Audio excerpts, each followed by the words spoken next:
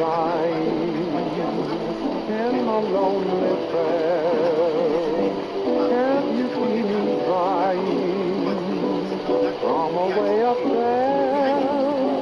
Come closer, starlight, starlight, first star I've seen tonight. Help me find the one I love.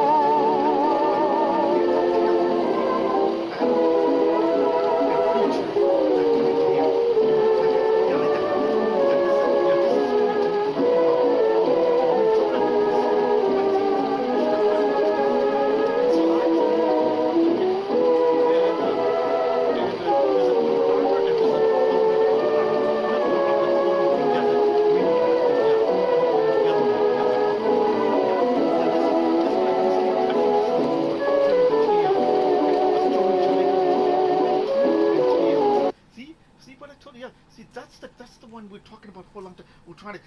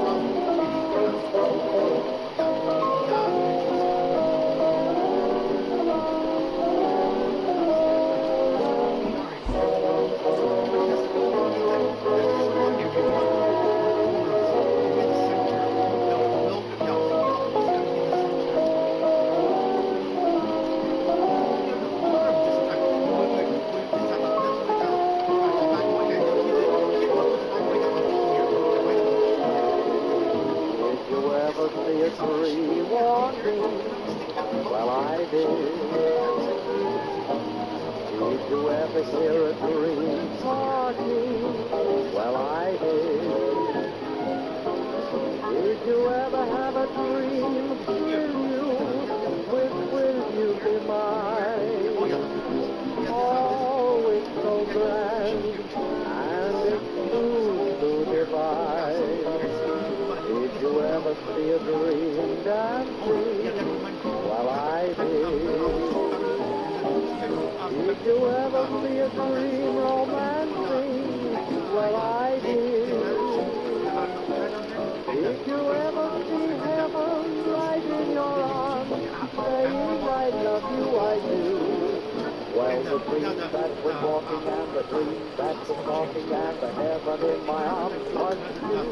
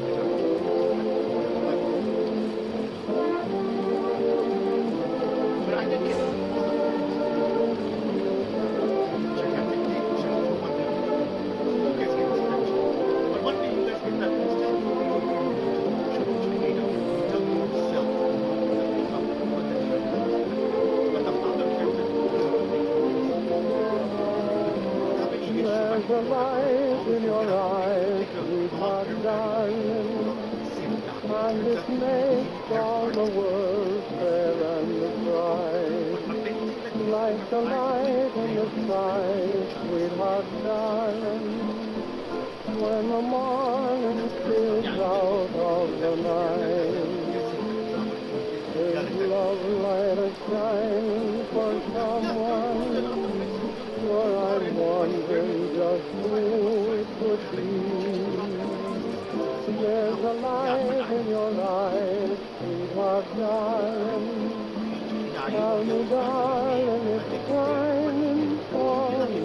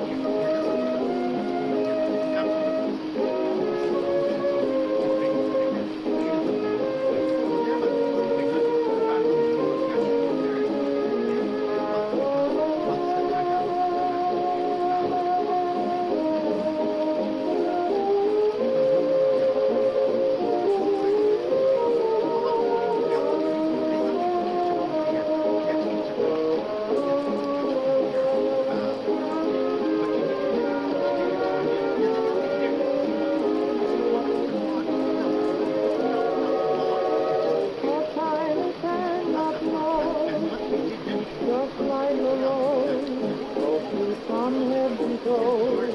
That little boy of mine, rise up in the tide, rise that shine so bright, he gets that kiss at night. That little boy of mine, no one will ever know just what his coming has meant, because I love him so. He's something heaven has sent. He's all the world to me. He climbs upon my knee. In me he'll always be that little boy of mine.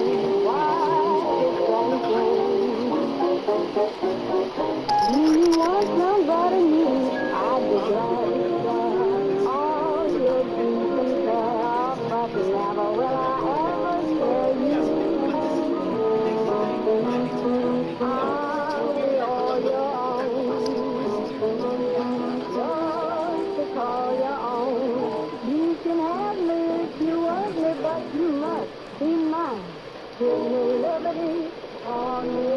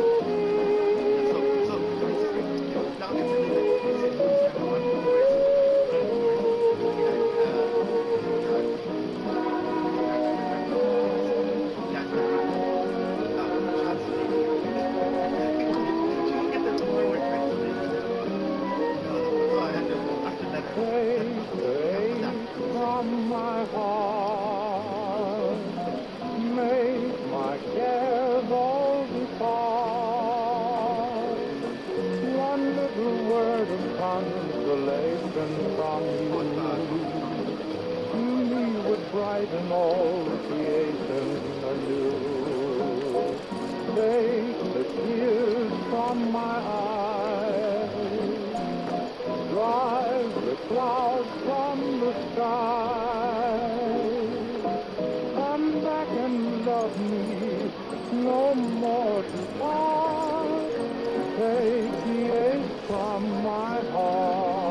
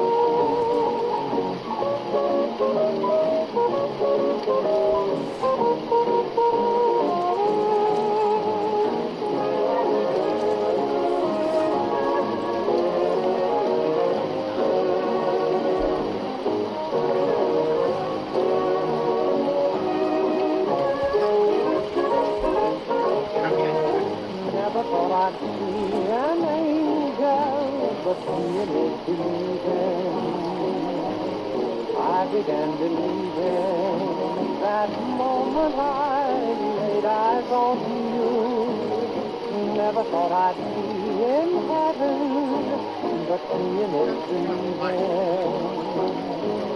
Are my eyes deceiving? Isn't this paradise in view? My heart is in confusion. I've always had a doubt that anything like this could be. If it should be illusion, don't let me find it out. Don't you take away my peace from me. Never thought I'd see an angel, but seeing is believing. You've got me believing in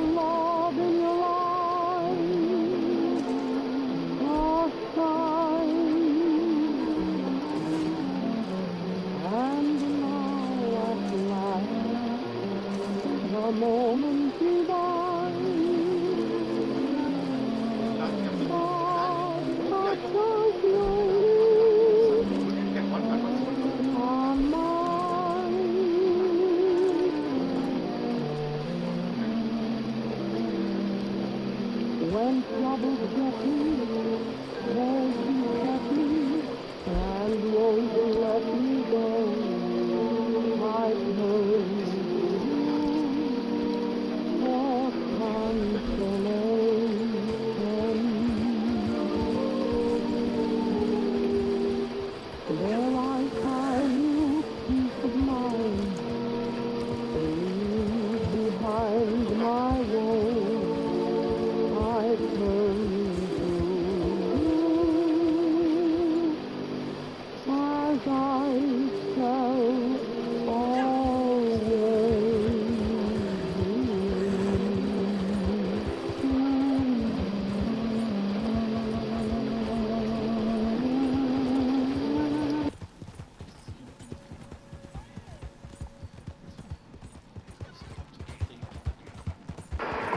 right, slow down getting on and off.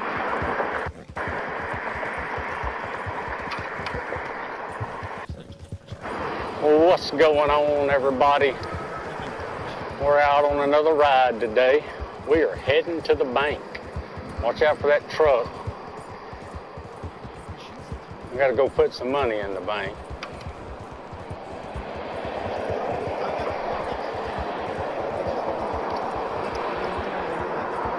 All right, you got it.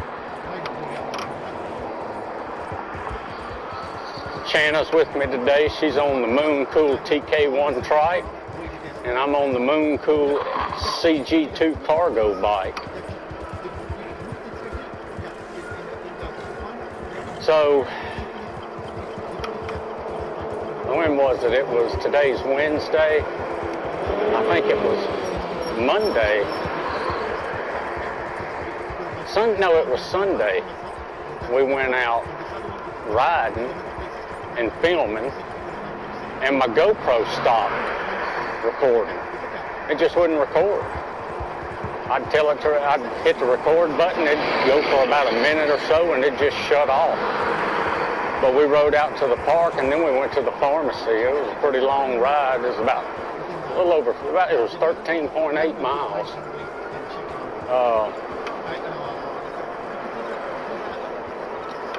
So,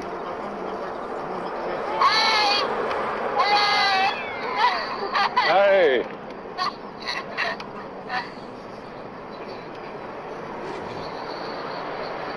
That's her sister. No, oh. That was her sister out there. But yeah, the video just didn't record. And Shanna went the wrong way. I went the wrong way. Yeah, we're going to the bank. I know. Yeah, we're not going to go down Cypress. You're going to have to turn left up here somewhere. I'll tell you when to turn. But yeah, today is August 14th, 2024. It's 3:29 in the afternoon. It is 100 degrees and partly cloudy.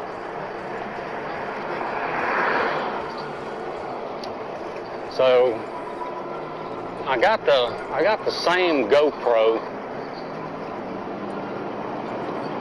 that kept shutting off. And we're gonna see how it does. You may see me turn down the camera a couple of times to see if it's still recording. But I don't know what happened. I did use a different battery bank, and I don't know if that had something to do with it or not. But oh well. It is what it is. We got to go riding anyway. The bus is behind us.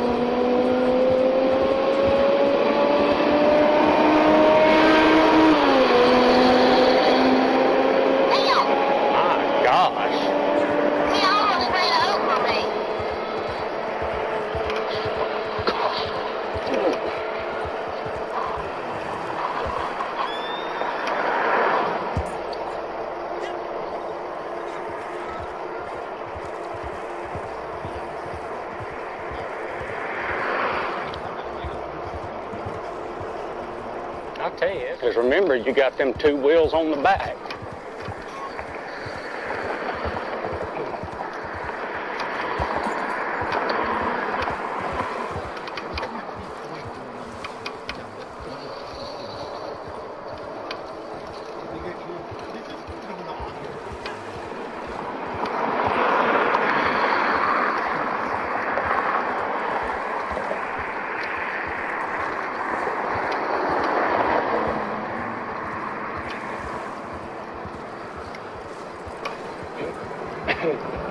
This right here is real narrow, I think.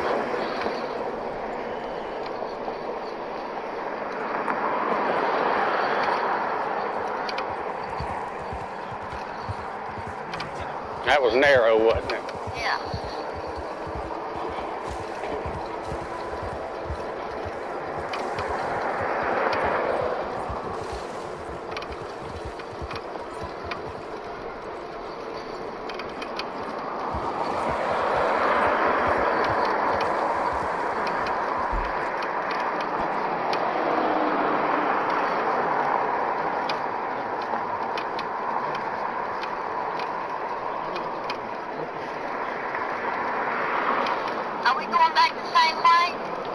No, just go straight.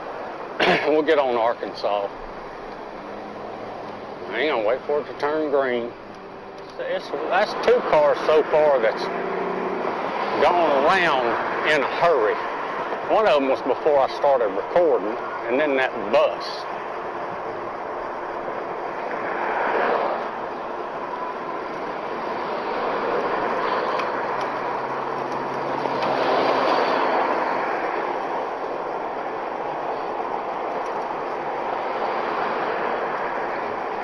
That bus almost hit me.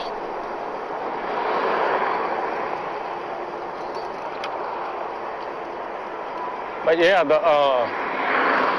so far Chandler likes the Moon Cool, the trike. And I love this cargo bike. If you're interested in them, check in the description. I've got an affiliate link, and I've got a $200 off code you can use. Get $200 off if you buy one. We've sold a few this month. And I hope everybody that bought one enjoys them. They're a lot of fun. You see where that white vehicle's coming out? Yeah. That's where you want to turn. I knew you were going to say that.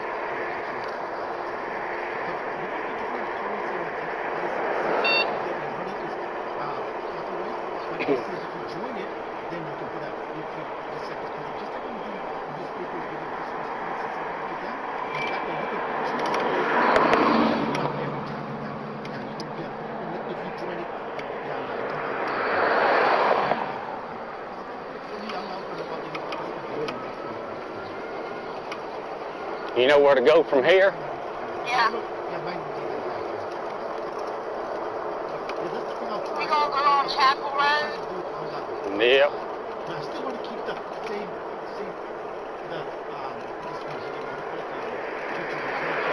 Get back on Arkansas?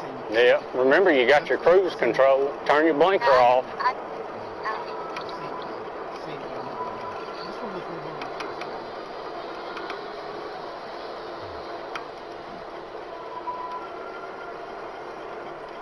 Are you using your cruise?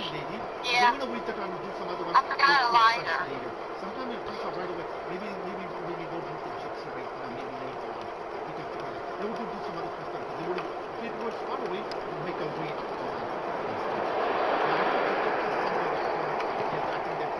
I know this is a different rule. I don't know if it could be in this one. I think in the camp world there might be something there. No, I think the camp world is the picture on the camp. The camp world is for everything. Yeah, school has started back, so I guess about this time the roads are going to be a lot busier than when school is out.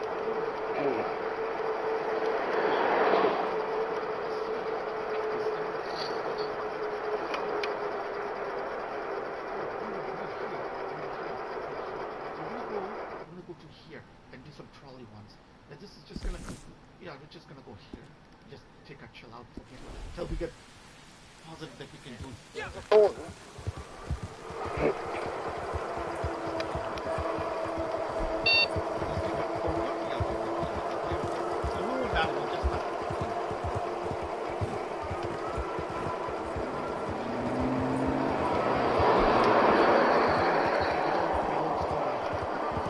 What are you doing up there? I'm trying to fix the cruise control. Well, you got to get going up to how fast you want to go first. I know. It's not going fast. What, Oh, there it went. I had it on 4. That's what I was looking. I figured you must have knocked down your pedal assist. Well, don't set it now. You're fixing to have to stop.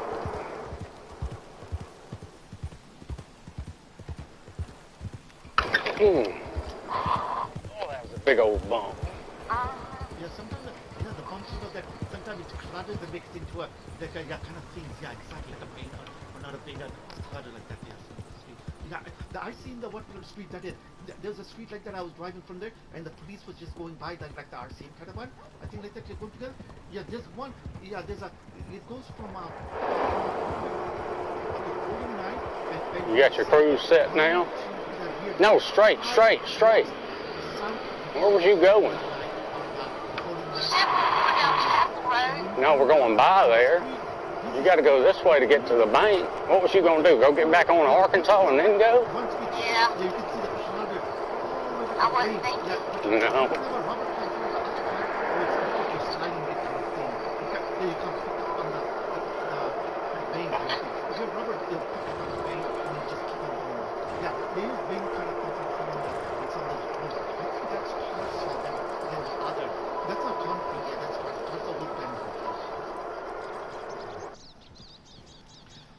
But the tarsal, the concrete is not. Now, concrete is bad for bus. Yeah. Okay. Tarsal is for trucks and those community going there. It bulges up. You know how that sidewalk. And the concrete is where the bus loop is. That hydraulic, the pressure that released air, it makes a hole in the concrete. Yeah, that thing makes a hole in the concrete. Yeah, I noticed that. It makes a hole in the concrete. Yeah, because when it pushes it, yeah, it eats the concrete. Yeah, that makes a hole in that concrete, in that area. Yeah, bus loops and any other places that you might see it. Yeah, it's the concrete, it's a whitish concrete, the solid concrete. Yeah, it makes a hole in that. But it doesn't take it same time. It will take days, months, a year, or more, then it will form that hole in the concrete. Yeah, not the same time, like it just, yeah, kind of like that. Yeah, concrete is solid. I got the looking on that side. Yeah, I see the meter of the. So we don't trust the posses and no more in this. Oh yeah, we have to. Yeah, I think that's good. Yeah, but we trust them, but it's just the thing that these guys have. I want to say it was 349. But there's something about the 12, something it doesn't have in it.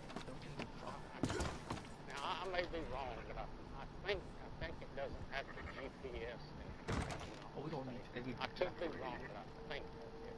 But it's something it doesn't have in it. Good work out there before, eh? I don't think I'd get the 12. Nice to see you again, sir. Okay, yeah, same one. Of course, then I'd have to buy another You are on a bit of a roll there, my friend. The Keep it medium up. odd for the 11. It fits the 11, 10. It fits the 12, 11, 10, and 9. Go Oh, there we further. go. That's And I've got an 8. Okay, it would be perfect right close. Today is an opportunity to help others such as ourselves. Downtrodden souls to whom the world has not been kind. These particular fellows are taking a caravan from Valentine to Carmody Dell. And somewhere along that route, they will almost assuredly be held up. For a generous fee, you will be their protection. Good thing you mentioned that. That's what I thought. Let's get you over there before they go.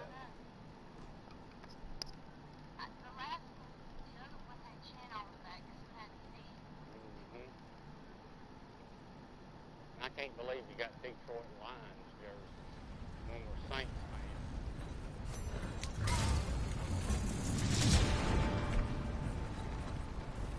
What the hell kind of crazy business is this? Place like this, we get even old Scratch to give God some thanks. All right, sure. He's okay. Yeah, the horse okay. Let's go. Let's go. Yeah, you can. Let's go.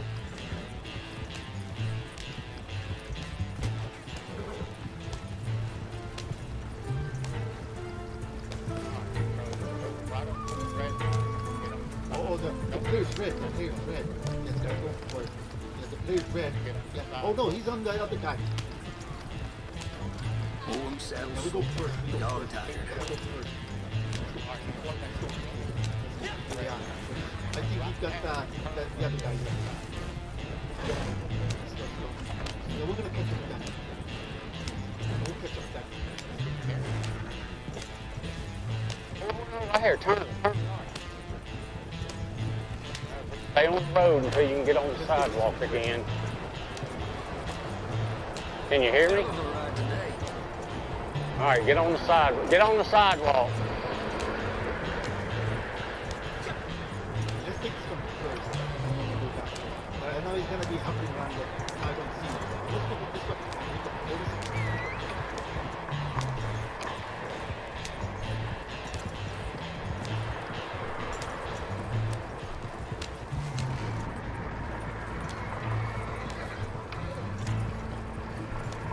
All right, slow down getting on and off.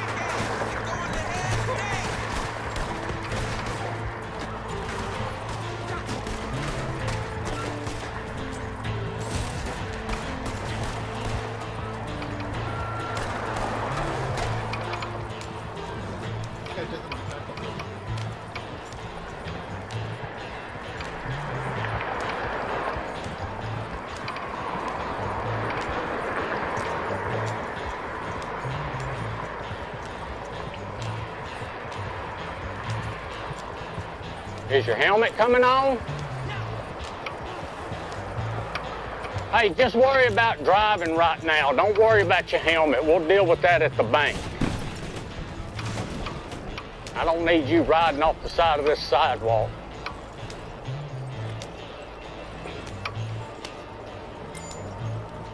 Thanks. Get down that way.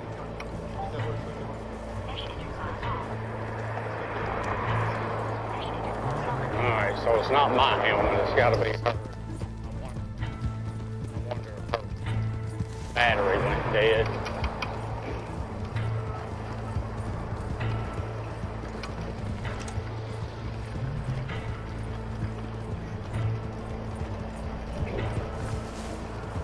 Alright, slow down, slow down, slow down.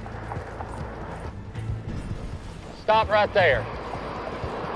All right, get in the road. Get in the road, in the road.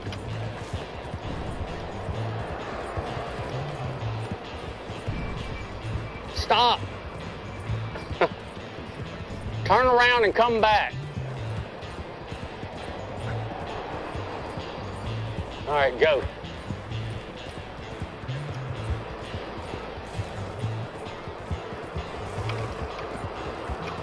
Come on up here.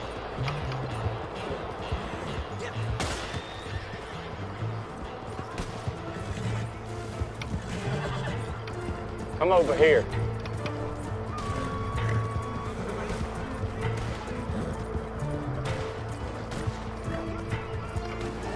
Get on that sidewalk right there. Get on that sidewalk.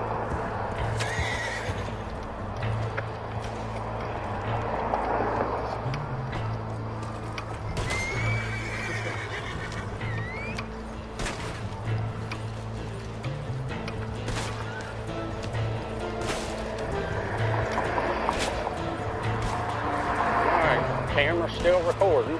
All right, that's good. Now the helmet's not working.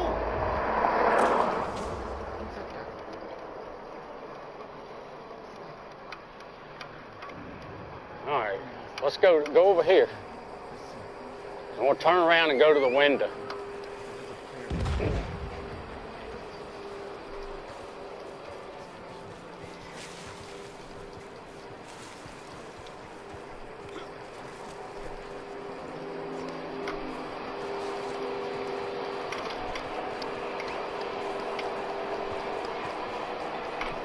Good. All right, so we got the bank taken care of, and we got Chen's helmet working again. I don't know what she did to it. I didn't do anything to it. Don't forget about that big old hole over here in the sidewalk. I remember it. All right. It's right here.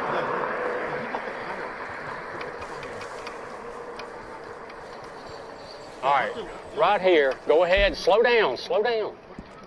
Get off the sidewalk. Where do you want me to go? Go this way. We're gonna go through the red light, and then just stay on the road and turn into the Brooksers parking lot, okay? I'm going to Brooksers? Yeah, go to the Brooksers parking lot. Go through. How about I lead? Okay. Come on.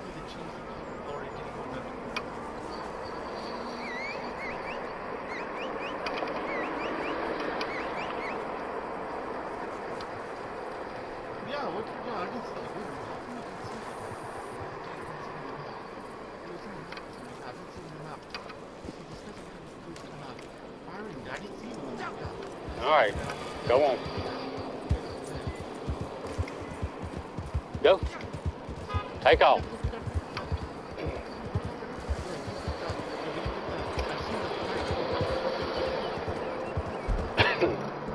and then get on the sidewalk up here. Okay. Now this sidewalk here is kind of rough. So just, you don't have to go wide open. And some of these where you get off the sidewalk and get back on, some of those spots are real narrow, so take your time.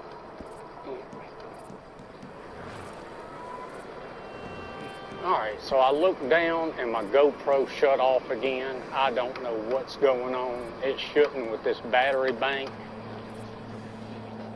So if it shuts off again, it just shuts off again.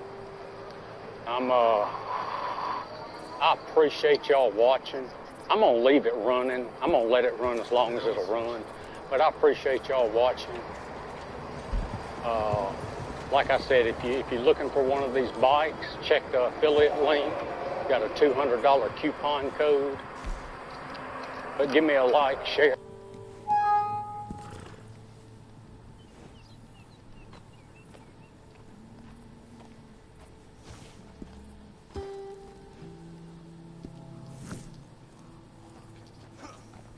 Share, subscribe, comment, and I will see y'all in the next later.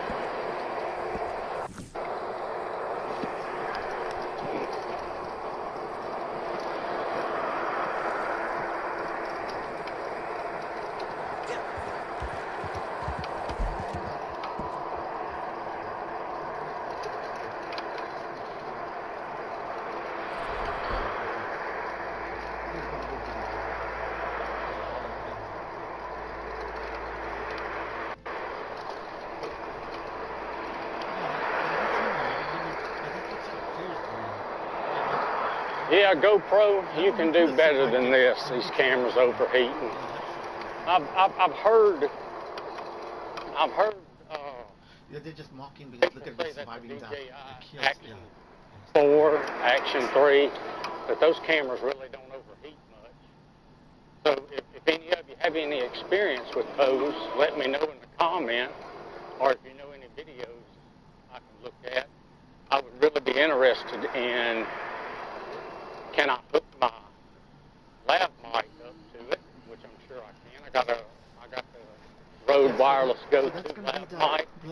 And can you hook a battery bank into it? And if so, what all do you need to do? That's the one I might. It's very interested in that. But I don't know anything about Barbarella Alcazar, our bandit queen. Sooner her bloody reign comes to an end, the better, I'd say. I'm a mite sad I ain't gonna be the one to bring her down myself. Let's see. She came over this side of the San Luis with a bunch of men. Del Lobos for the most part. And there ain't been no let up and bloodshed since. I think they're all held up at that old mine, Gaptooth Breach. Unless you're real delicate, I would expect a confrontation with this lady. And then I have to wait a little bit. Oh, that's Friday? Then I have to wait until like on a Wednesday or a Tuesday like that. Remember, this is where you had to come get me when I wrecked. Yeah.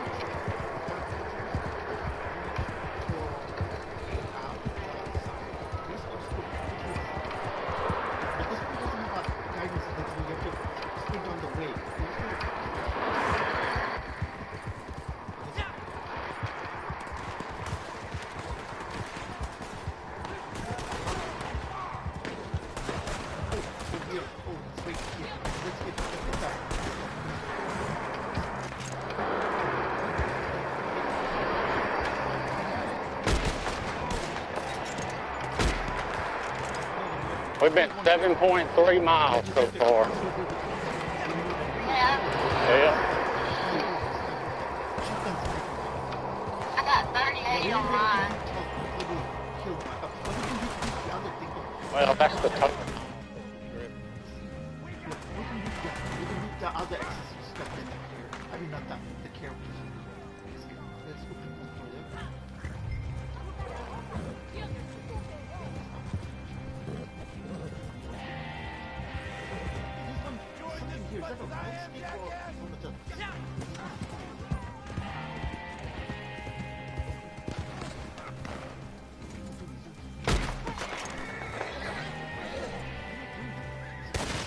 again.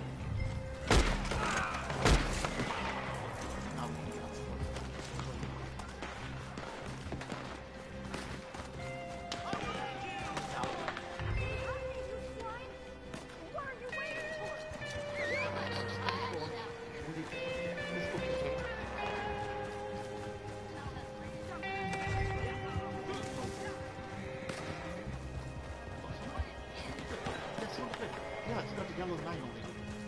I think we have to go with them right now. Yeah, that's just that. Hey, wait a minute. Yeah, we have to go. Yeah, let's go. What's happening? Yeah, that's just sounds like that. Yes, and that photo trying to get on. Yeah, it's like now we just like. Okay, we got to go this way. So we don't get the wood. Yeah, bites. Yeah.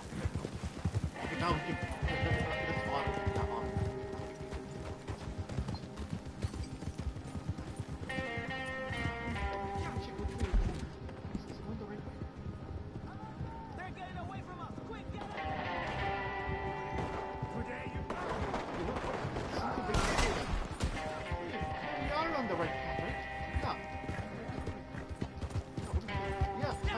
Running on the path.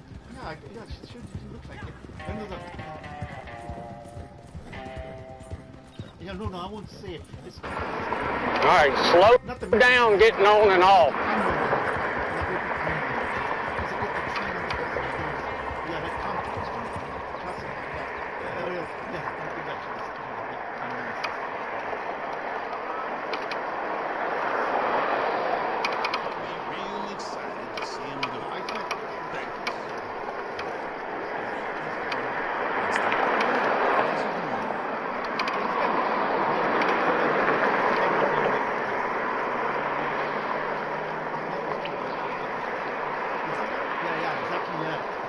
Is your helmet coming on? Hey, just worry about driving right now. Don't worry about your helmet. We'll deal with that at the bank. I don't need you riding off the side of this sidewalk.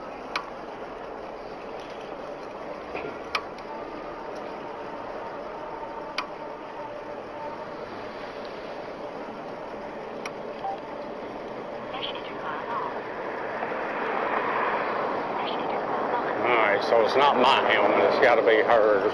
I wonder if her battery went dead.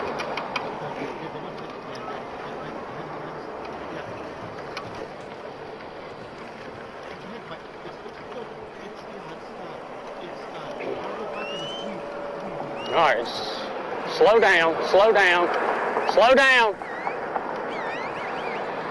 Stop right there. All right, get in the road. Get in the road. In the road.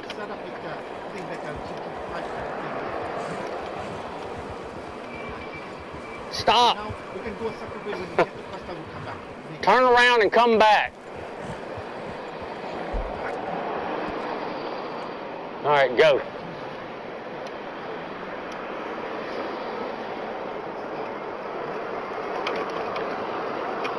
Come on up here.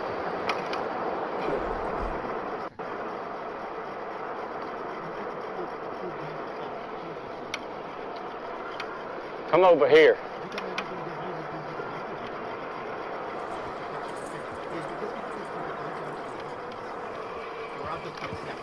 Get on that sidewalk right there. Get on that sidewalk.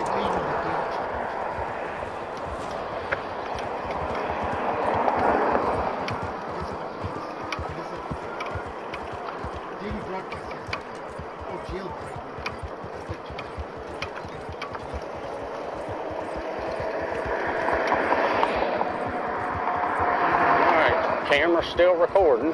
All right, that's good. Now the helmet's not working.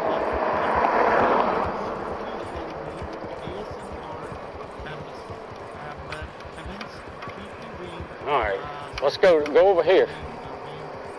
I'm gonna turn around and go to the window.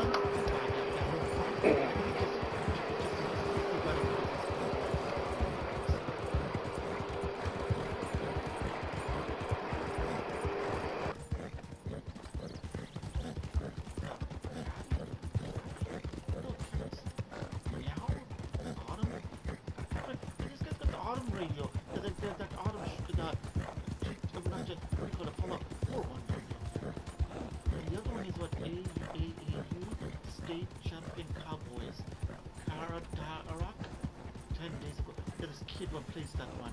Yeah, this one I think.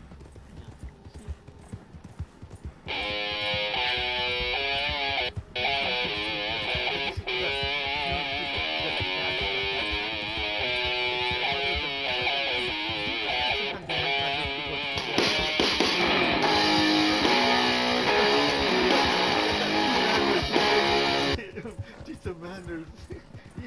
Yeah, see, yeah, that's the one. Yeah.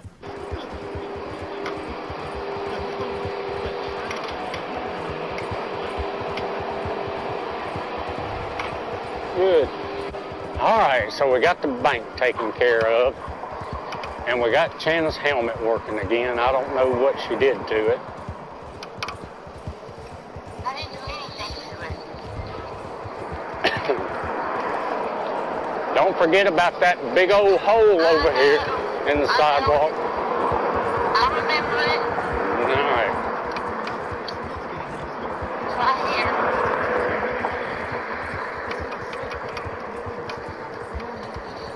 All right, right here. Go ahead, slow down, slow down.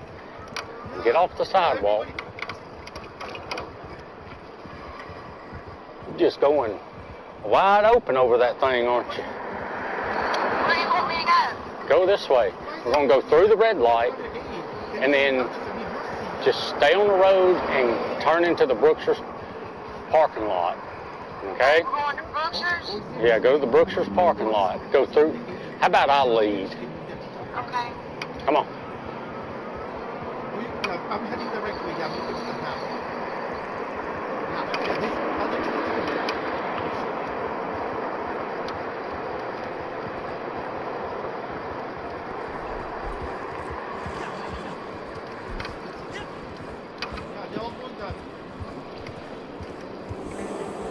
All right, go on. Go. Take off.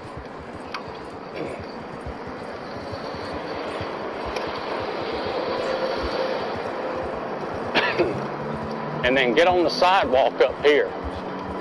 Okay. Now this sidewalk here is kind of rough. So just, you don't have to go wide open.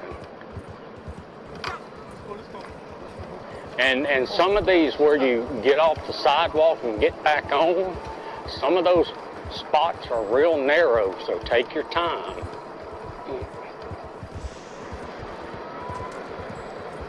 All right, so I look down and my GoPro shut off again. I don't know what's going on. It's shooting with this battery bank.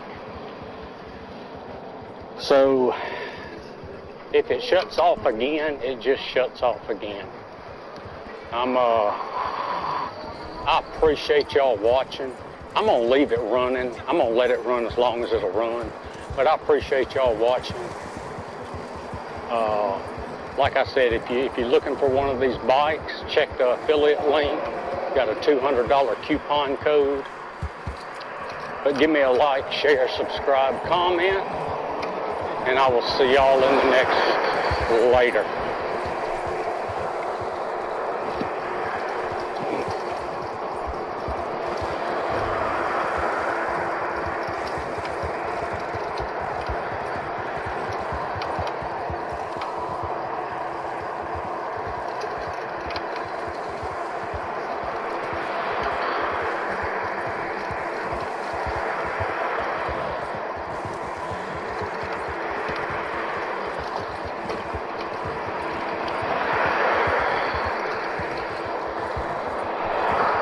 Yeah, GoPro, you can do better than this. These cameras overheating.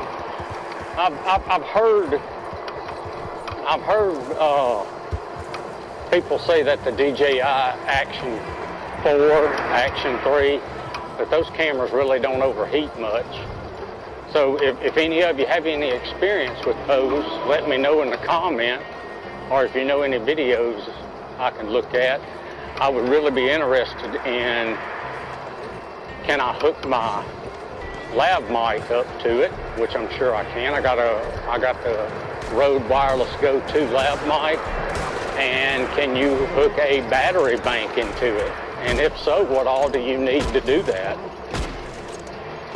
because I don't know anything about those cameras, the DJI cameras.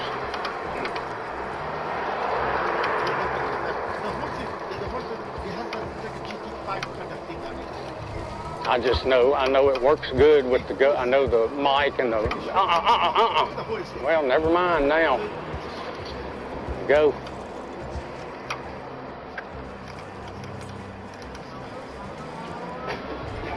Stay in your lane.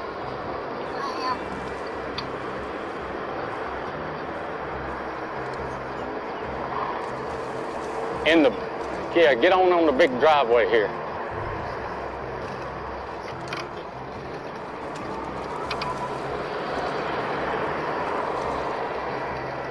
Remember, this is where you had to come get me when I wrecked. Yeah.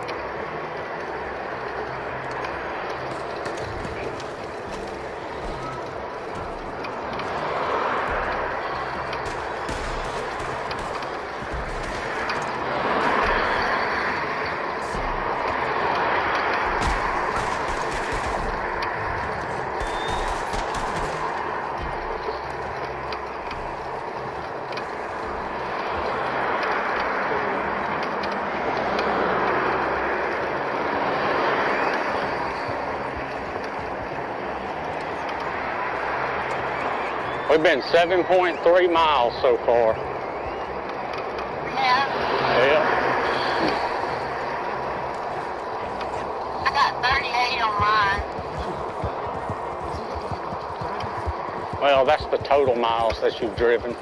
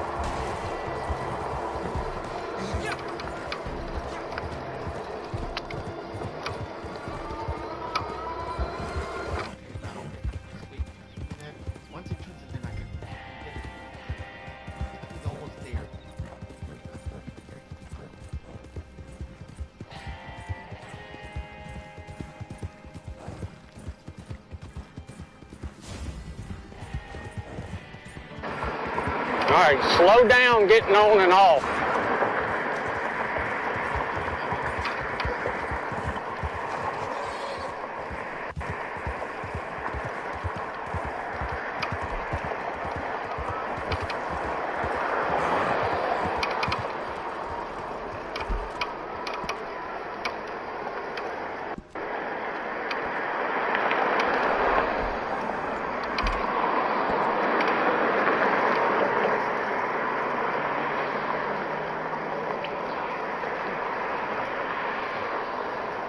Is your helmet coming on?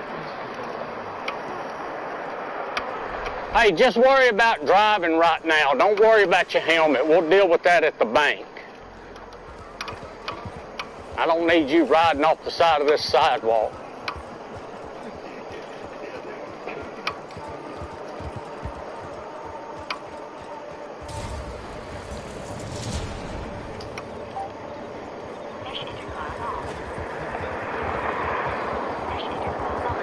So it's not my helmet, it's got to be hers. I wonder if her battery went dead.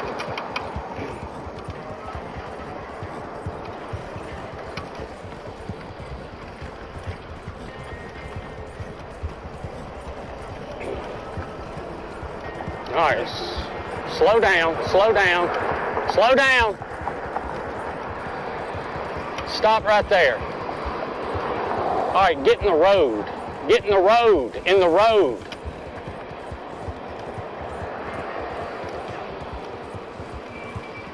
Stop. Turn around and come back. All right, go.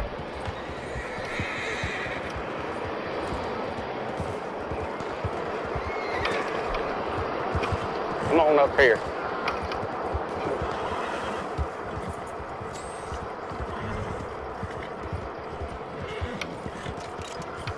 Come over here.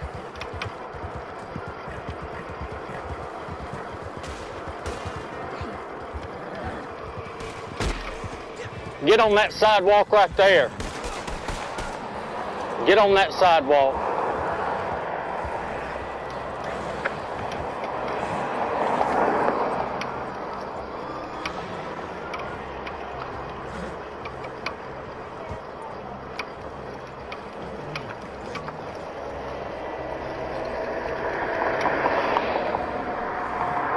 All right, camera's still recording. All right, that's good. Now the helmet's not working.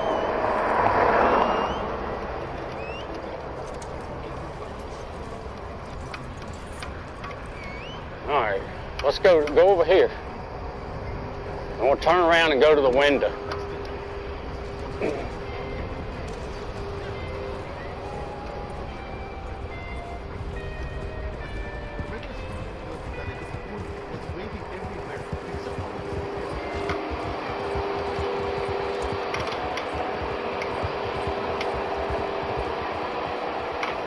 Good. All right, so we got the bank taken care of, and we got Channa's helmet working again. I don't know what she did to it. I didn't do anything to it. Don't forget about that big old hole over here in the sidewalk. I remember it. All right. It's right here.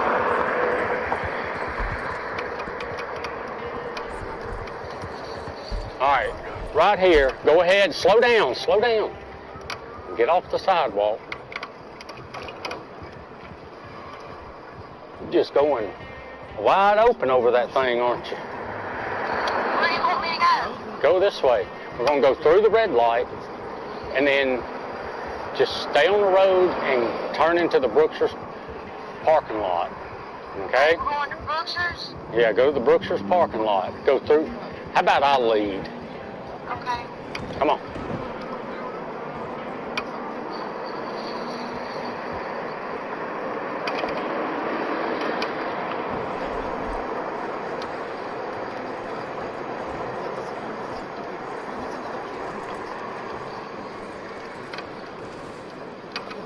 Kept things simple, I see. That's how we like it. All right, go on. Go. Take off.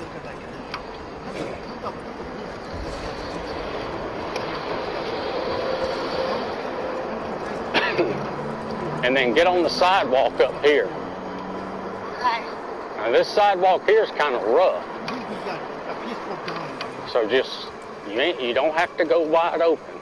Exactly. Yeah, that's the one I was waiting in my PS4 down, but the currently. And some of these where you get off the sidewalk and get back on, some of those spots are real narrow, so take your time.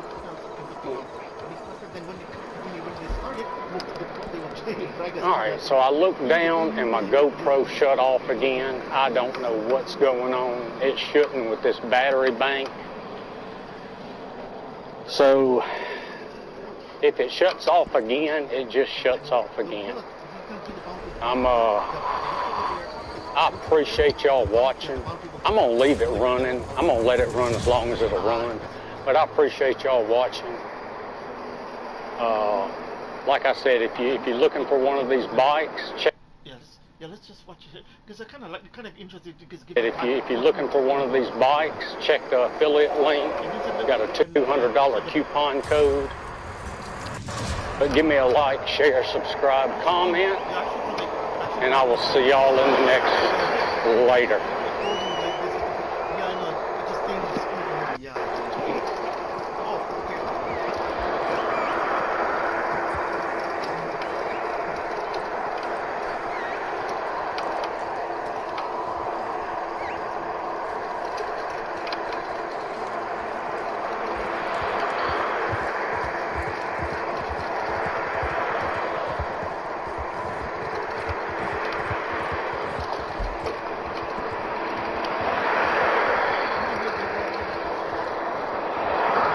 Yeah, GoPro, you can do better than this. These cameras overheating. I've heard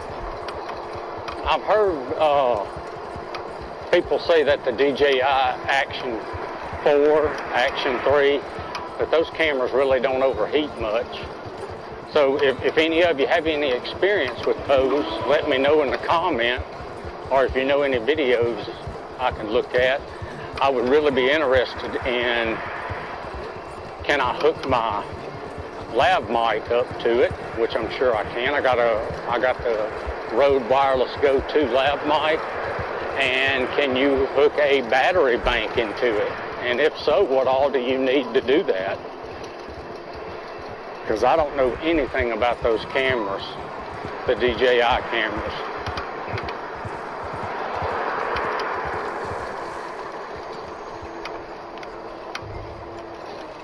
I just know, I know it works good with the go. I know the mic and the Well, never mind now. Go. So we have to go the same thing too. See that? Stay in your lane.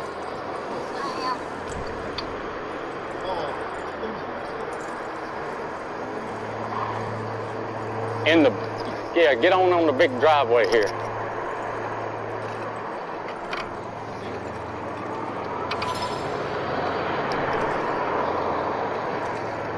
Remember, this is where you had to come get me when I wrecked. Yeah.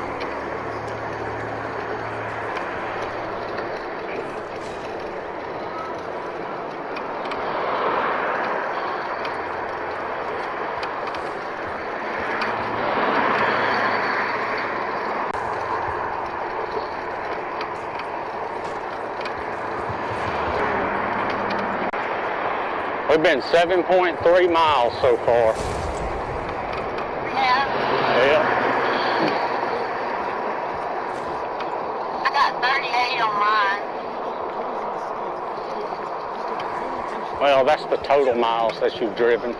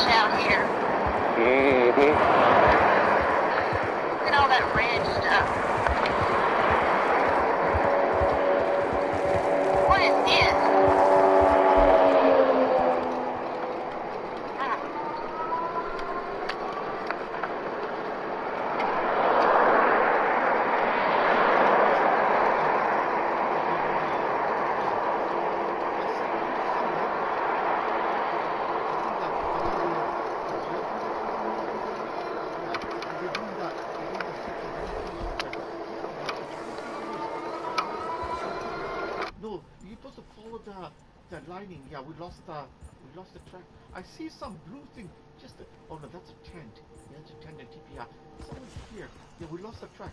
We lost the track here. Somewhere. Yeah.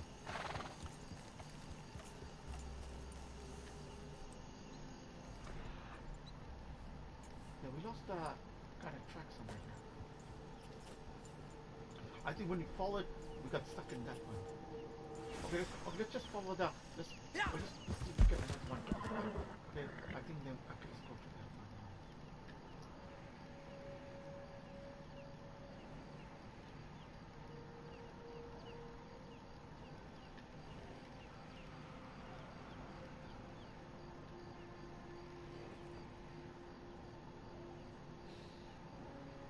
Let's get track, right?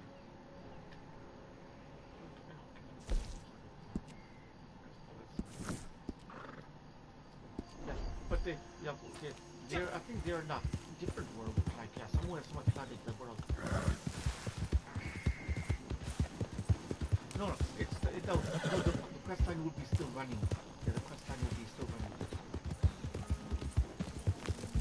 And then we were, it's finished already, somewhere with the other.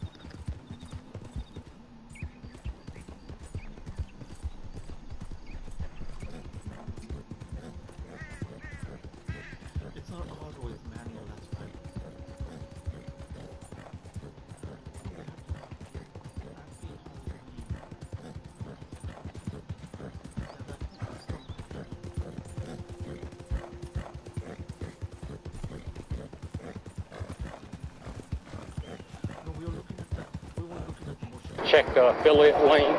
Got a $200 coupon code. But give me a like, share, subscribe, comment, and I will see y'all in the next later.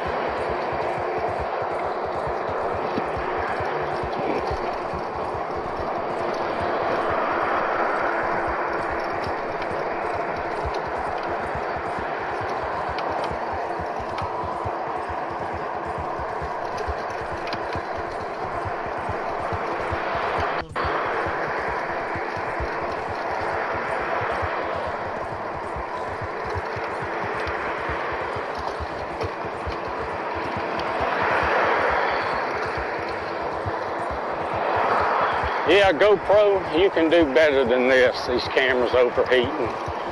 I've heard people say that the DJI Action 4, Action 3, that those cameras really don't overheat much. So if any of you have any experience with those, let me know in the comment, or if you know any videos I can look at. I would really be interested in, can I hook my lav mic up to it, which I'm sure I can.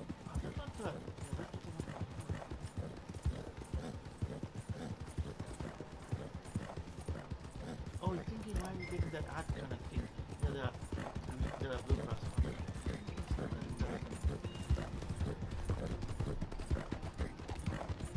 No, I checked. Sometimes someone flooded the, someone was playing the paper cup on you.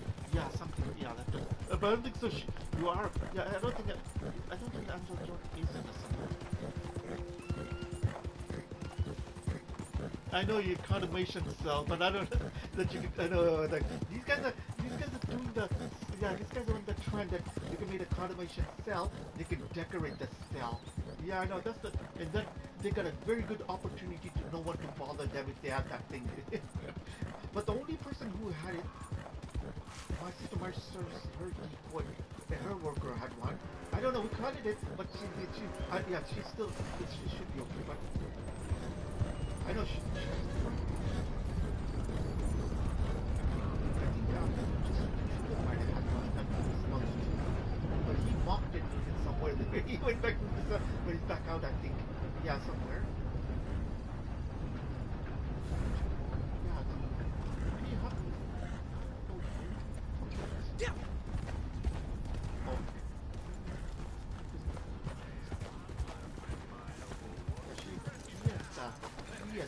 He has a condemnation cell with his spouse. that's 2, 2, 3. Yeah, that's.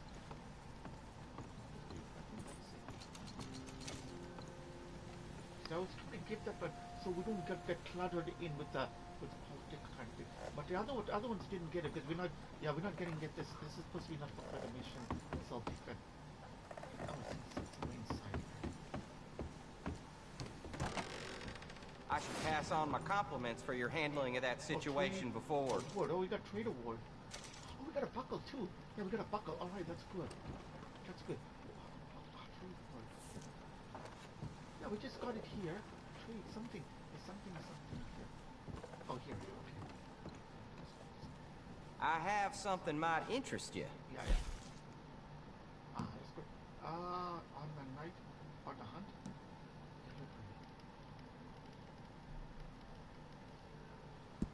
Here's what I got. Mail delivery. You can handle that, can't you? Pay's all right. Got some bags, need to go out to some addresses around here. Won't be much past Gaptooth Ridge or Rio Bravo. Just find a bag and drop it off. They're outside. You're okay, come on.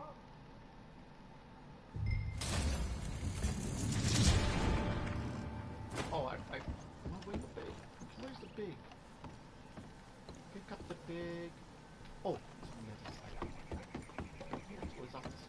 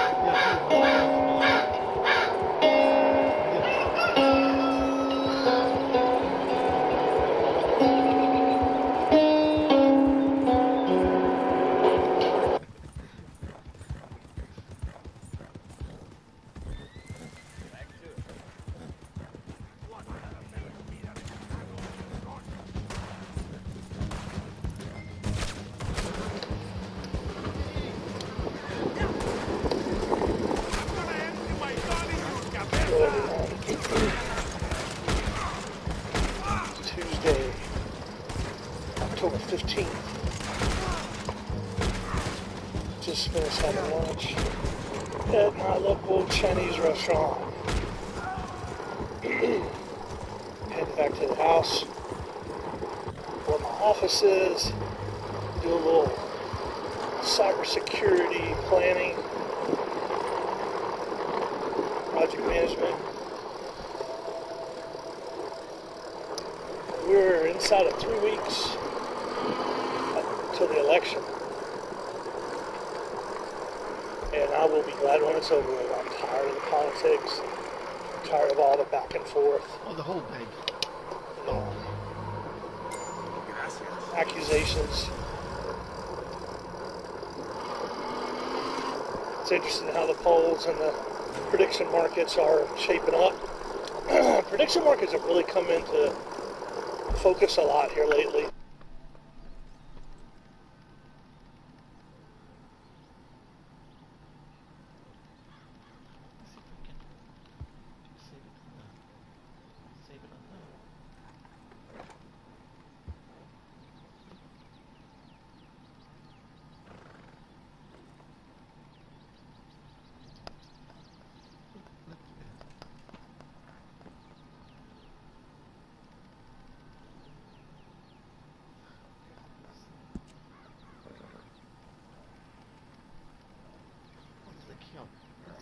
There's 2 kills there. So we can go get the kills, yeah.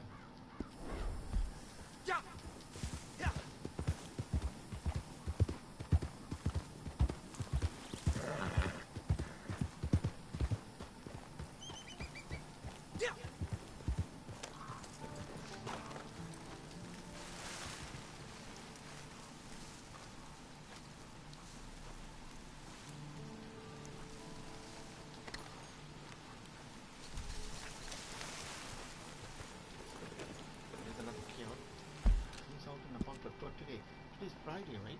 No, Thursday. 12:36 on lunchtime. Oh, it's lunchtime right now. Let's eat something.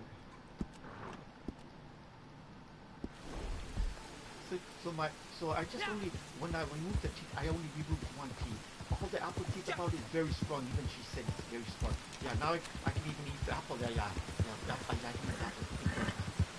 That means I can eat just a little bit more than the denture when I can get.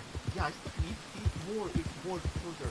If I have any sugar, so I can. If I'm gonna eat it, I can just remove 1, and I still got the unknown denture teeth. Yeah, this teeth is still good. I can maneuver it a bit more longer. But it's good to save the currency that you get a discount. Yeah, save for the little bit longer term. Yeah. This guy's sitting here. Oh, someone else. Oh, what's this guy? Oh, what is this guy? Yeah, let me check my. See. What is this?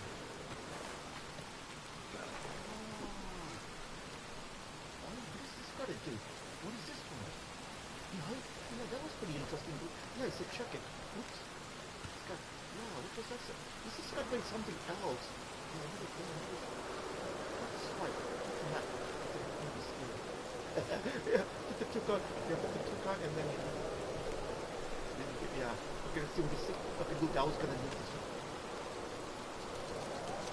This hat cannot be stored, will be lost if you pick it up. Yeah, we'll use the hat. Now you can use the hat, but you won't be able to.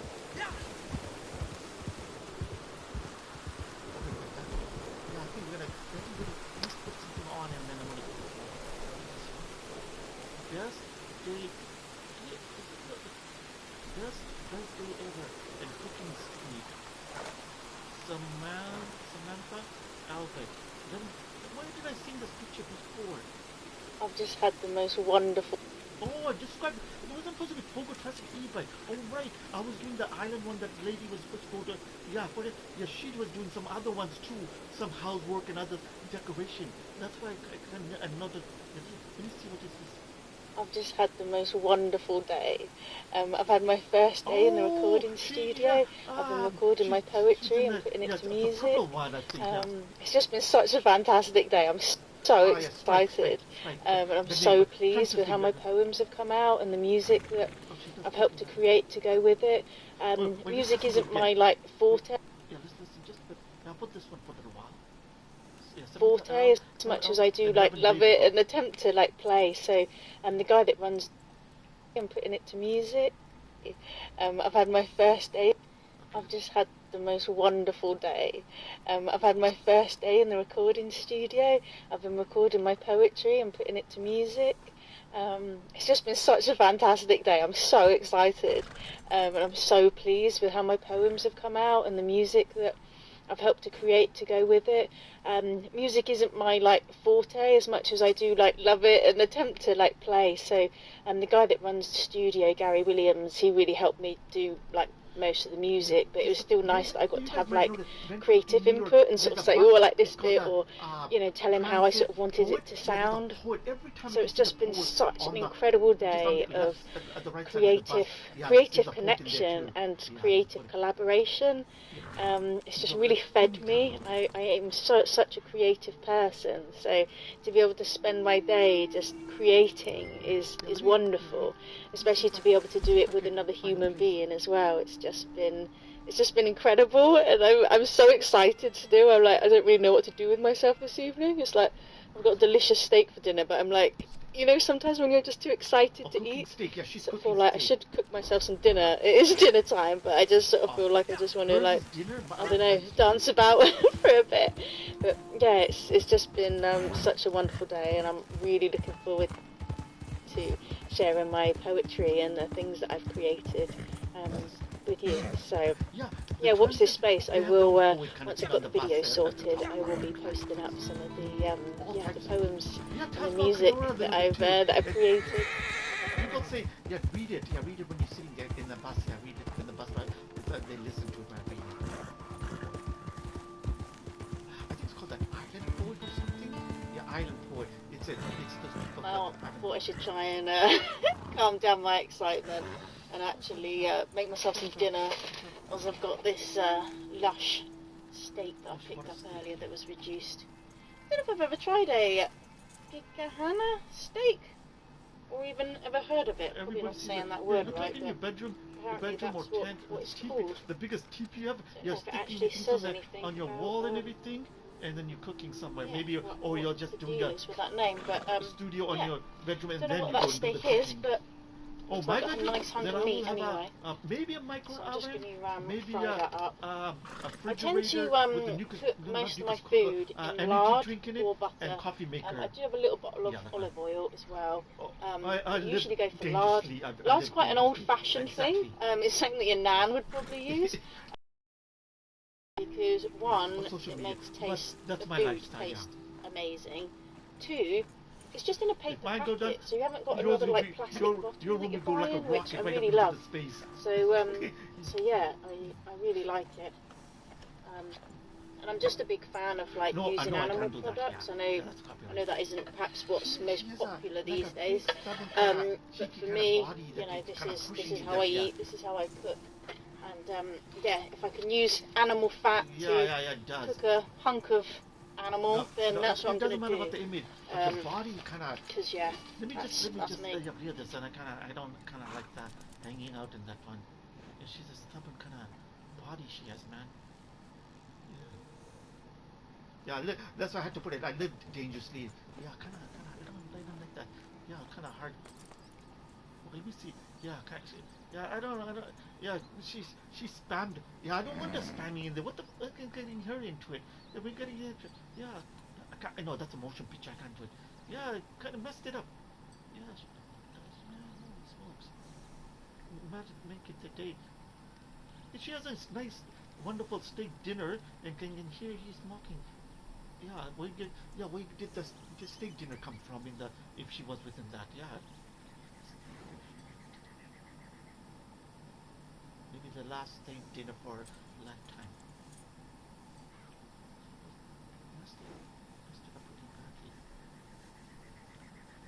What is that? I thought that must be somewhere in the England. Yeah, that's somewhere. That one is somewhere in the England. Yeah, England. Yeah, I don't want to put any other name into. Yeah, she messed up YouTube. Not me. You messed up that YouTube. That would have been good for that guys listening to the steak kind of thing, cooking, and then. I put it that, and then it says, then I have to put it living dangerously. Yeah. Oh, yeah. What do you call that one? And I got a. That one's supposed to be. What about independent child kind of thing? Yeah, I got my own bedroom. I can have a micro oven. The kitchen, everything's in the kitchen is there. That I don't need nothing. That micro oven. No. Micro oven is coffee maker. Yeah, coffee maker, and no, I don't want to put hers. But it's copyright. Yeah, it's cheeky kind of body. I don't like that. Yeah, coffee maker, and energy drink coffee. If I was gonna warm up something in my room when I'm doing, then I can have a small micro oven, the smallest micro oven that you can get, and the rest is like all the kimchi and that's exactly you have to make it. You can say kimchi because we've got this trend to eating kimchi. People doesn't know what kimchi. Oh, that's for the horse. I have to feed the horse. We need to put in the shade. I put over here because there was something there. The horse. Let's go back to the shade. I don't know if we have the shade here. Okay, let's go to here. We're not that far here. Let's go to the stable here. There may be a little shade there. What about the shade here? We're in the desert place. That's why it gets more hot.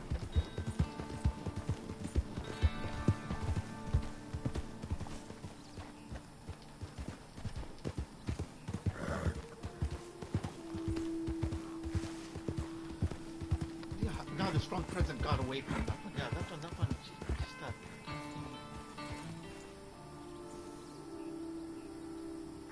No, I don't. No, not that. I'm not saying anything. My ancestry is in the UK and the reason I'm not from the UK. It's England here. Thanks for watching part 6. Remember to subscribe and hit like, please. Enjoy the country ride.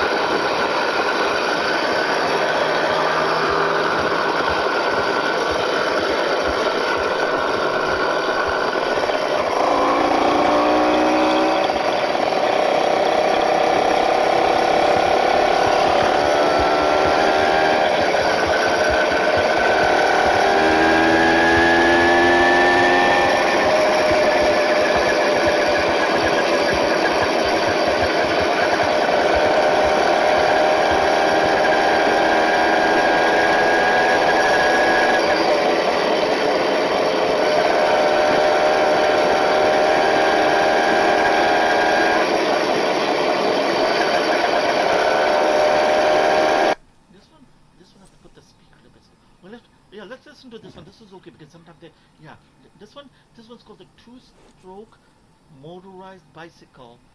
Please enjoy the end of the season ride part 4 and 6. Please describe and hit the like. It's not a scooter. 9 hours. It's a bicycle. They put a motor in it, a fuel one. Yeah. They do. I've seen some people have it. They said there's a place here they put motors in the bicycle. Yeah. No, if I was gonna get this one, then I have to leave everything behind, like the blowers and everything. And this will be one because I'm driving. The wind is coming. Everything. I will get one of this. Then I combine everything to be if. But I don't want. I'm just saying that because either you have to choose one thing out of this one. This one it's a trick or treat. Thanks for watching part 6. Remember to subscribe and hit like, please. Enjoy the country ride. I think because I can put a bit more, just a bit more. Right there. Because he's on the. Let's see if we can.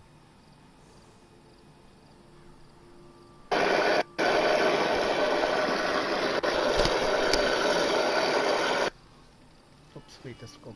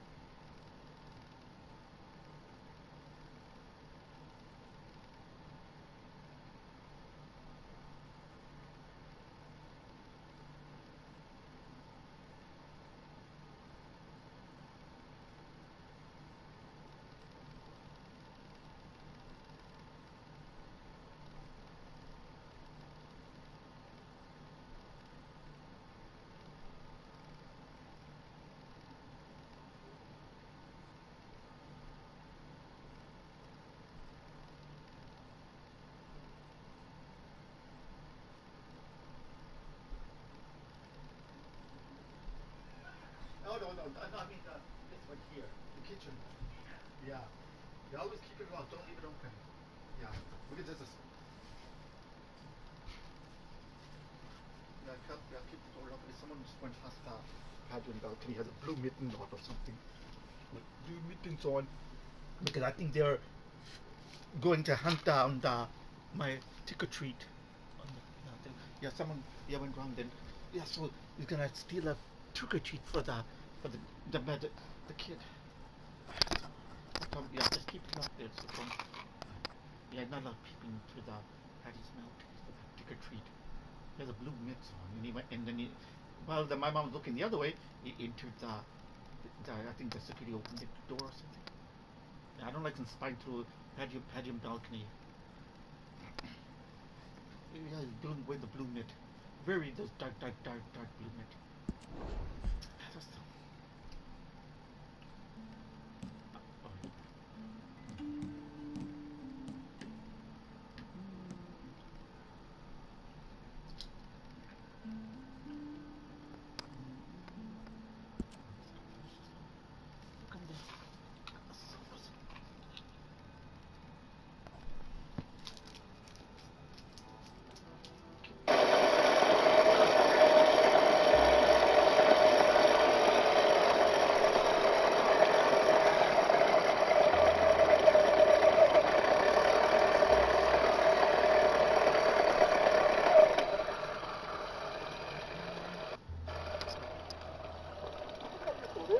Thanks for watching. This is a bit different.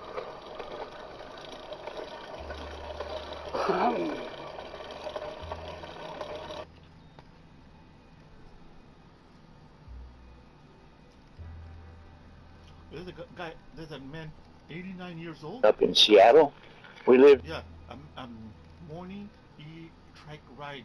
We lived on paper routes. Old Mercant 6 years ago. That's his YouTube. Yeah, yeah. Let me put this one on.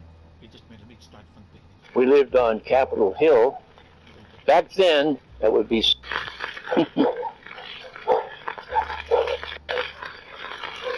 Hello, I'm old Mr. Kent, and 82 years old. On my morning e-trike ride, I do this quite often. Naturally, I cough a lot. I'm here in Arizona, where it's pretty dusty. And so this might be a little longer video than usual. I've talked about the paper route that I had, or paper routes that I had when I was in junior high growing up in Seattle. We lived on Capitol Hill. Back then, that would be 70 years ago or so. Back then, 65 I suppose, Capitol Hill was a lot different than it is now. It was a fairly nice residential area, and from what I've heard, it's gone downhill. So anyway, I was in junior high. We lived on the block where there was a garage in the alley, and that's where they delivered the Seattle Times papers to be delivered every day. And so somehow or not, I decided to get a paper route. So I signed up, and they gave me all the information. And the route that I had was, where I lived, it was to the west of our house, several blocks. And so what we would do is, we got a bunch of cars coming here. All right, here he goes. Anyway, what we would do is, in the afternoon, like after school, the truck would come down the alley, and there was this old garage that it was made out of heavy planks and beams, and it was a double garage, and the Seattle Times rented one half of it, I suppose, and they would drop off the papers, and the paper bundles would have our route number on them, and I guess they did that by machine or something. But anyway, so then we'd put our papers. Actually, we would put them in we had this thing that went over our shoulders. I don't know what they called it. I can't remember now. But it had a great big pocket, and you put your papers in there. And they showed us how to fold them up so that you could get them all in there and pull them out one at a time. And so that's what we did. And I walk over to my paper route, go along, and at first I had to use a book to remember what addresses were there and stuff, but then it's not long till you don't need the book anymore, so you leave that. And so I delivered papers every day, and then Sunday morning, the Seattle Times was delivered in the morning on Sunday. That's a great big paper, you know. It's got cartoons and sale ads and all that kind of stuff in it. And so, so that's what, you know, it was a bigger thing. So I would usually, at that point in that, on that route, I would put them in I had a wagon, and I would stack them up in the wagon, and it didn't work really well, but anyway, I couldn't carry them all. And so I'd stack them up in the wagon and go along and deliver the papers.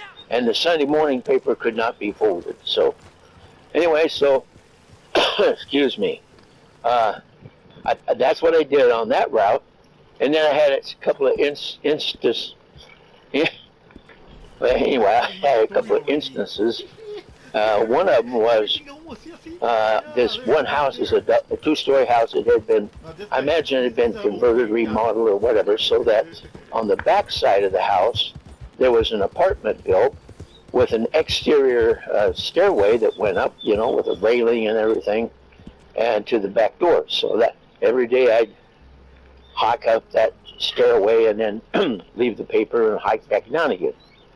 Well, then you also had to go collect once a month, near the end of the month. You go collect, and I think it was probably about $2.50 or something like that. And back then, you know, there was no such thing as a credit card, so everybody had cash, and you'd collect $2.50 and go on. Well, it must have been a Friday night, and I was collecting, and I came along to this house, went up the stairs, and all the lights were on, really bright and everything, and all the windows, there was a lot of windows on this little exterior apartment they had built. And so I knocked on the door, and I guess the reason the lights were on was because these two young women were, I suppose they're in their 20s, they were waiting for somebody.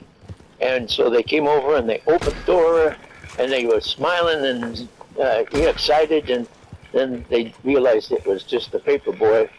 And that's another case where they said, "Oh, it's you." So anyway,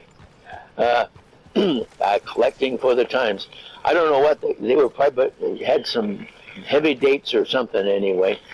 And so I just took the money and ran. So anyway, that was that route, and I had it for quite a while. And then when I would come home every day, I had to come by this little delicatessen that was at the bottom of I guess it was like an apartment house, and it was a little delicatessen. It was run by Mr. Winkler. He was an old guy, super nice guy, and I'd usually stop in there and get a Coca-Cola, and then boy, what were those things called? My memory is not too good. Anyway, they were chocolate, and they had, they were little round balls, and they had chocolate on the outside, and then a kind of a foamy chocolate on the inside. And you know, any other time I could remember what they were called, but not while I'm telling a story. So I'm going to wait for these people to figure this out.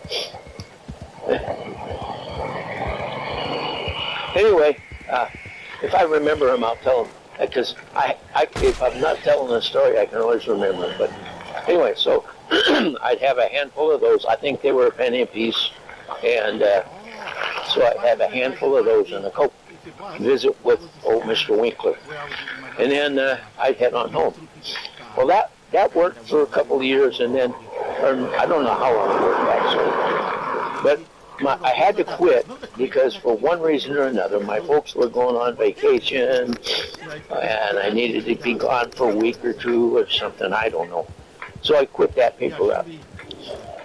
And then when I got back, you know, because I saved money on that paper route, and then got a jet going over.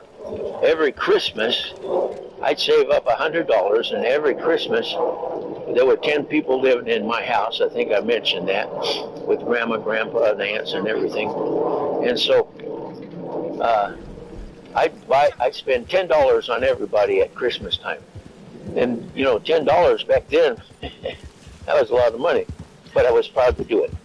So, so anyway, I had to quit that. And then when we got, for whatever reason, I don't know why, but then I decided I wanted a paper route again. So I signed up to get one, and they gave me this paper route that was, the one that I had was to the east, no, to the west of our house. And then they signed me to one that was the east of our house, and several blocks away. And it was all downhill from where I lived and where the paper route was, or the paper station. So anyway, so I took that route, and at that time, to begin with, I was using my wagon and pulling it along, and that the route was in kind of a slum area. And one morning, on Sunday morning, I'm pulling my wagon along, and I hear this car coming down the street behind me, and something's rubbing, you know, his wheels rubbing on the fender. And so I saw him coming, and I was kind of in the middle of the road, but I got over to the side because I could see that he was swerving around and everything. So he came by me, and he went around the corner and went down the street a little ways, and then parked his car, and in the process of pulling up in front of his house, he rear-ended the back of a car parked there. So that was kind of a, and another time on a Sunday morning, I came by this house, and there was a guy standing on the porch, knocking on the door, and he was saying, "Honey, please let me in. I'm sorry. Please, please, please let me in." And so, anyway, it was a slum area. And then at the end of the month, I went out to collect and going door to door. And like I said, it was, well, what happened was I'd go to the door and nobody would answer. And then I had to go back again, and then, you know, another day. And then finally I'd get them at the door there. But then there was a lot of them. See, the kid that had it before me, I knew him. I knew who he was. And so what he did was, before I started collecting, he went early and went and collected for me, or for himself, because everybody knew that he'd been doing the paper route. So they gladly gave him the $2 or whatever. And so when I'd go to their door, they'd say, "Oh, we've already paid. Who are you?" Something like that.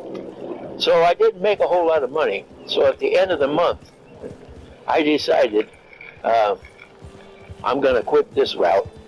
And so it lasted a month, and I lost money. You know, you have to pay for those papers, because they sell them to you, and then you deliver them, and then you go collect for it.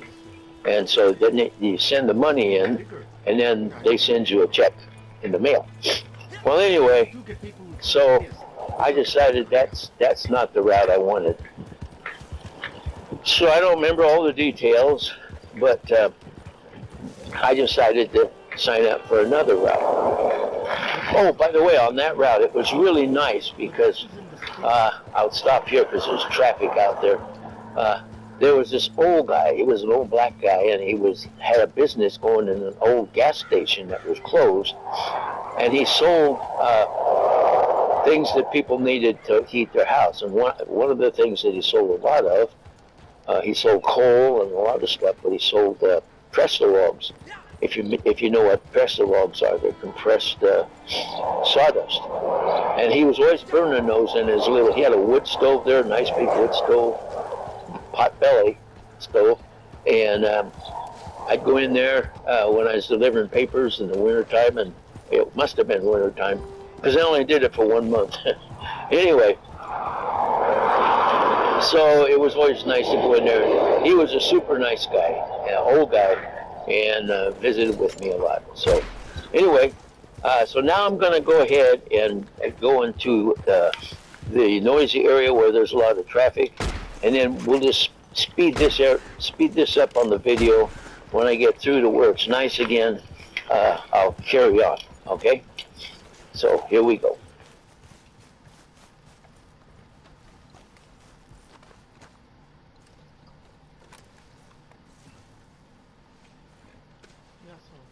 So there is people maybe that you can do in every place.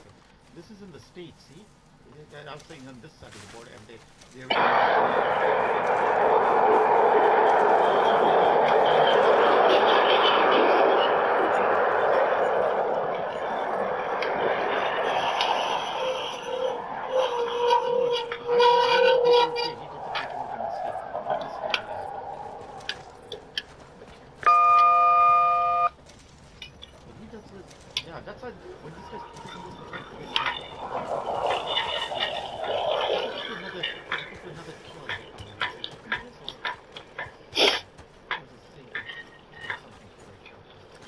All right. Now for part 3. So I applied again with the Seattle Times. Oh, got to go back to the last one. I finally decided that I would make a cart to carry my papers in on Sunday morning, because carrying them on my wagon, they always wanted to slide off and stuff. So I'll sketch a little picture on on Windows Paint, and so you can kind of basically see what it looks like. Anyway, it had walls on 3 sides, and I put wheels on the front from my wagon, and then on the back I cut a roller skate in half and drilled a hole in it, and then I mounted it to the back in the center of the box, and it swiveled, so then I could push it and turn it, on the back. And it was kind of like it's the same design as my Cessna 170 airplane, called a tail dragger, because it has the steering, has the wheel that turns it, or keeps it going straight, is in the back. And so, and that's how my paper cart was. Well, the only thing is, if you go into a store, turn it around so that the shopping cart is going backwards and the steering wheels are in the back. If you do that and then give it a shove, it'll immediately want to turn around the other direction. Good morning. And so that's kind of how my cart was. You had to keep it going straight. Otherwise, if you just let it go. Well, stupid me, Sunday morning, papers are real thick, all kinds of stuff, ads and everything, and they're all stacked in my little push cart. And the back is open so that I can grab them and, deliver them. And so I'm going down this hill, and it was an arterial street, but there was no traffic because it was so early. So anyway, and for one reason or another, it got out of my hands and started rolling downhill by itself. Well, it did the same thing that a grocery cart would do. It swung around, and when it swung around, a bunch of the newspapers got thrown out, and as they came out, they came apart. And so I pushed that cart over next to the curb, and I, as quickly as possible, started trying to put those Sunday papers back together properly. I don't know if I got them all right or not, but it looked like I did. So anyway, So then, that wasn't the best design, but I did use it, and for that 1 month. So anyway, then I applied and I got another route. And the route they gave me was the one that I lived on. So, in other words, I came from my house, went to the paper station down the alley, got my papers, and I didn't have to walk somewhere else to deliver papers, and I just in my neighborhood. And so,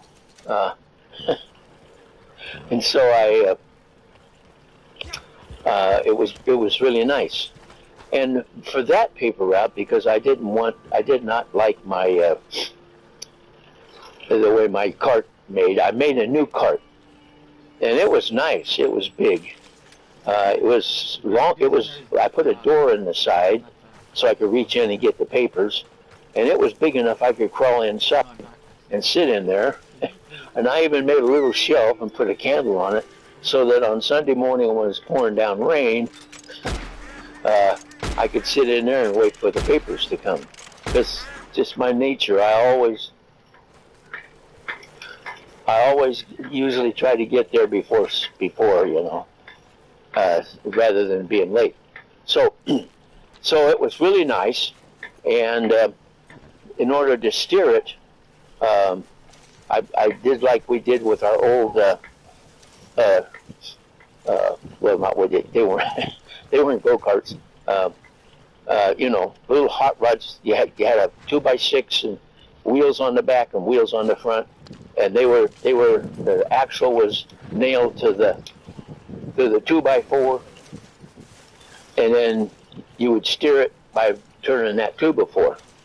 And so I made the box, and then I put that kind of a steering on it, and then I put a little a lever on the side that swiveled, so when I pull it this way, the bottom pushed out, and that would make it turn left. And when I pull it this way, then it would make it turn right.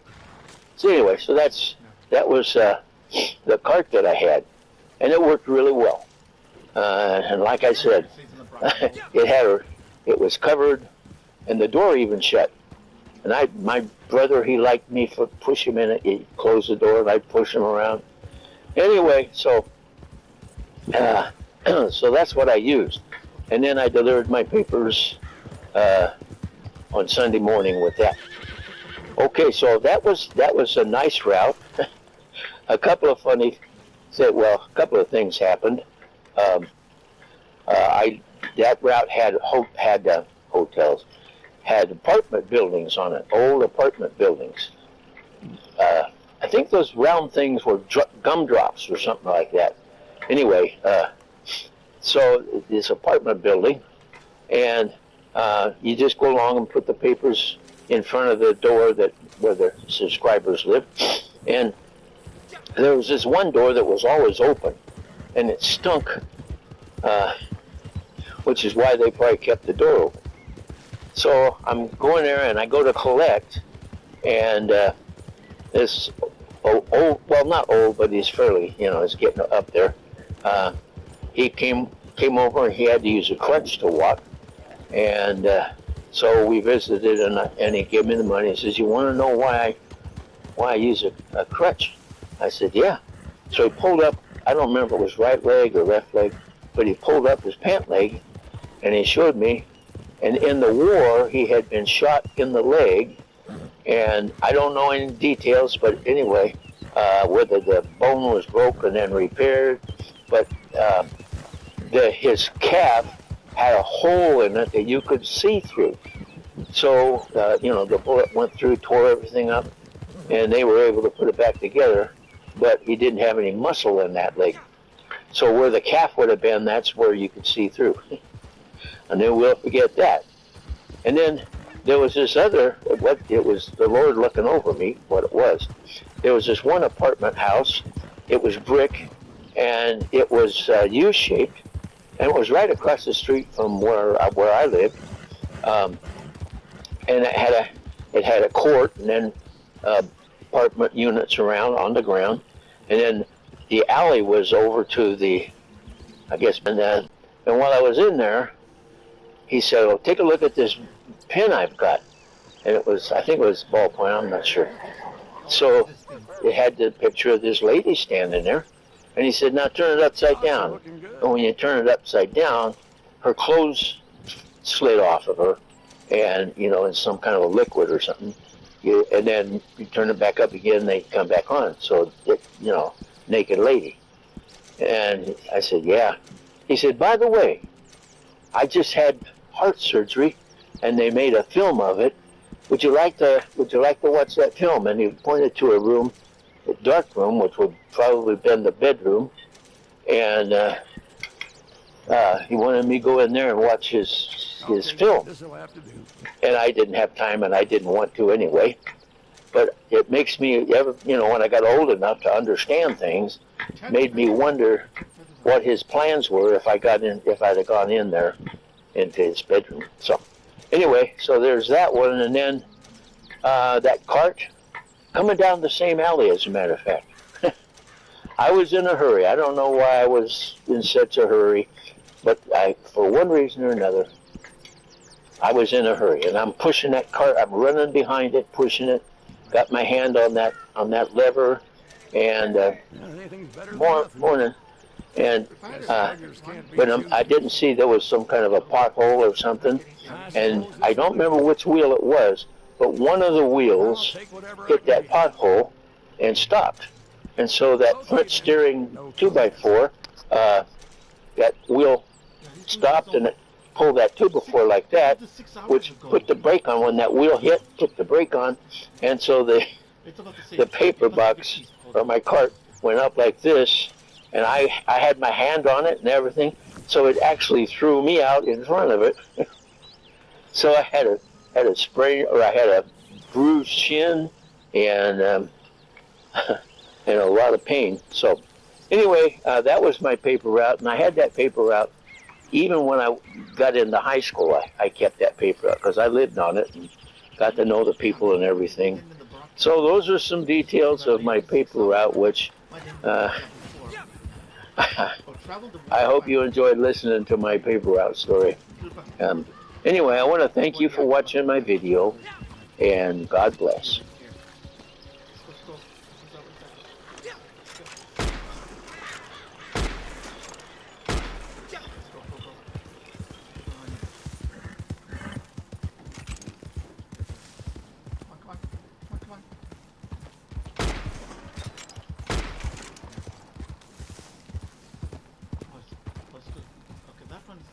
Yeah, the morning. Hello, I'm old Mr. Kent, and 82 years old. That was a nice route. A couple of funny that were U-shaped, and it was right across the street from where I lived, and it had a court, and then. See, that's the thing. It's you can get a job like that right now.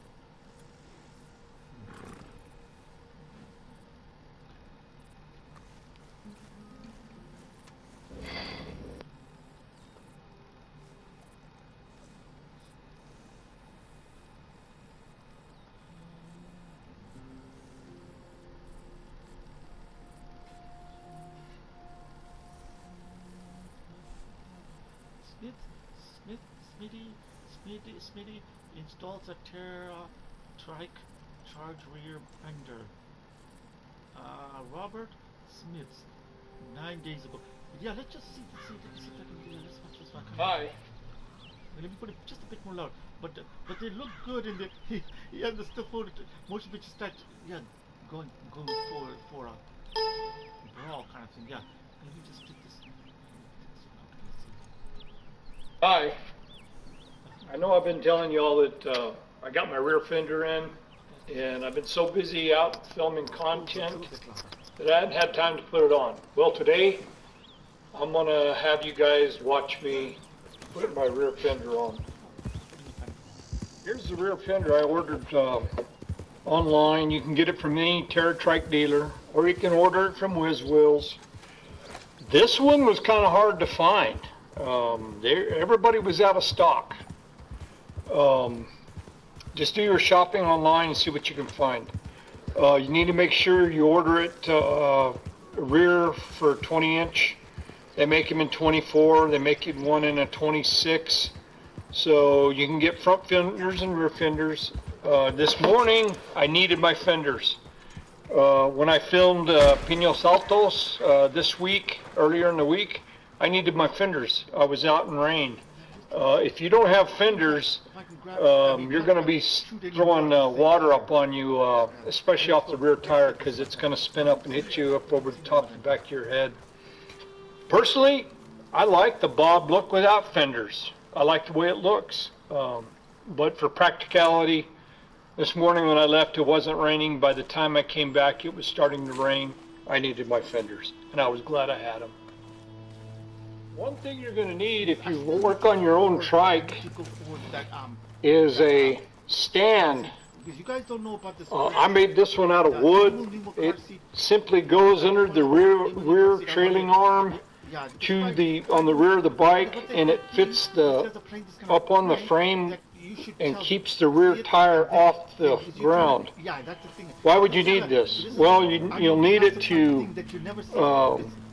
tune your derailleur, to clean your chain, to remove the rear rim and hub assembly off the bike. You'll need the rear end up off the ground so you can get everything off. You can buy them, but I made this one out of a few wooden components. I'll show you what I cut this down from to make it look like this. I just went down and sourced some old pallets. I build rustic furniture, and I use the oak and stuff off old pallets to help me. Yes, I wear a respirator because I know some chemicals and stuff are on here. But I was sourcing this piece right here where the forklift drives in. That makes a good wooden component to build your stand. This is the piece that I use. I cut out with the Sawzall, cut the nails off. I don't remove them, I just cut them off. And this is the piece I go after. So you can see how I cut it down from here, cut it here to here, and the other spot down on the bottom to make my stand. I'm getting ready to sand this stand down and to get all the sharp edges off. I've already used it to make sure it would work. I measured the distance to the top right here. This is the top, or excuse me, this is the top. So my frame sits here. This gives me room for the chain to run through. I made sure it worked. It does. You have to measure from the ground and make sure that it's lifted above so your tire's off the ground on an inch or so. Don't want to make it too far up, but I'm going to sand this down now to get all the sharps off of it and the splinters and use it for my stand.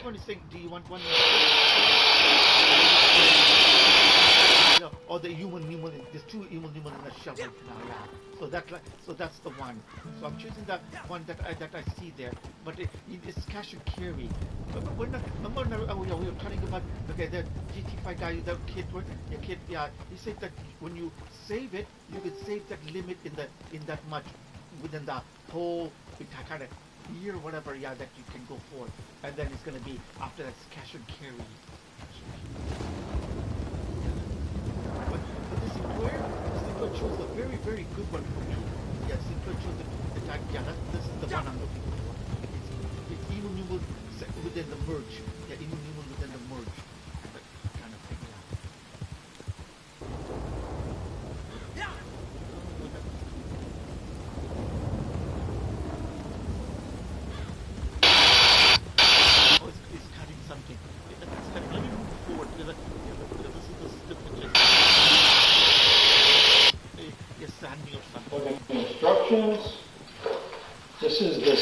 kit that holds the fender up.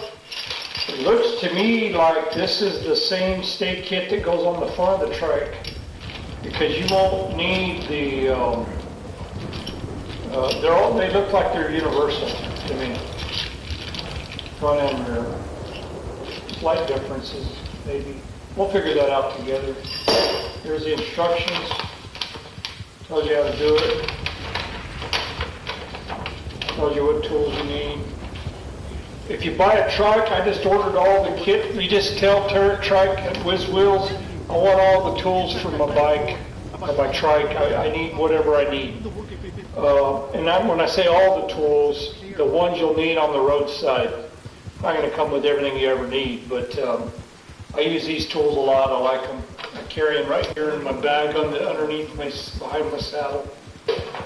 This is unique to the rear. This is how it's going to bolt down to the frame down there. It's another attachment point. So we'll have 3 points of attachment. Cool. Now, what you need to know before you order this is the lug fender set, and it's only for, it's compatible with all Terra Truck models except the Whiz Wheels 3.5 or older.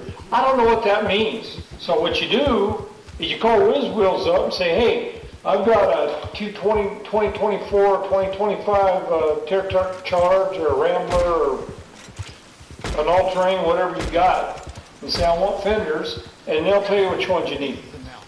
It's that simple. It says here, gives you all the parts you have that came with it. It says if you're not familiar with removing and reinstalling your rear wheel, visit your local bike or trike shop for installation.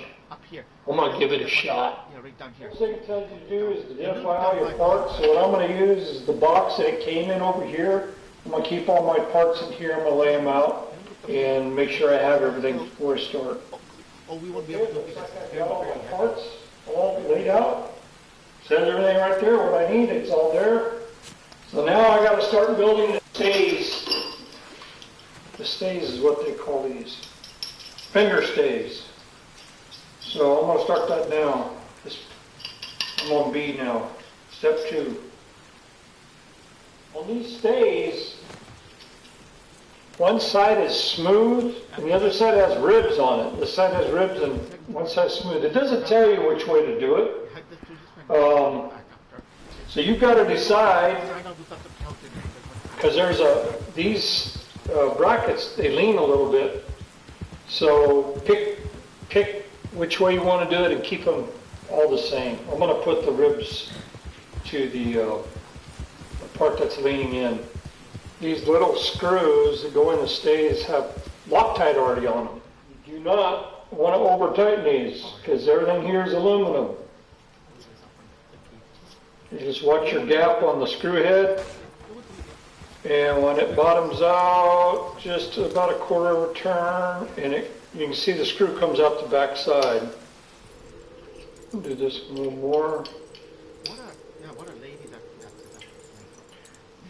After you put these on and ride it for a while, you want to go back and check these later because these are aluminum and they are compressing, so things tend to loosen up after a while. On a bike, you always want to check everything. Okay, now we're moving on to step 2, or no, step 3. It's kind of weird. It says 1, that's step 2. 2, this is really step 3. Anyway, figure it out.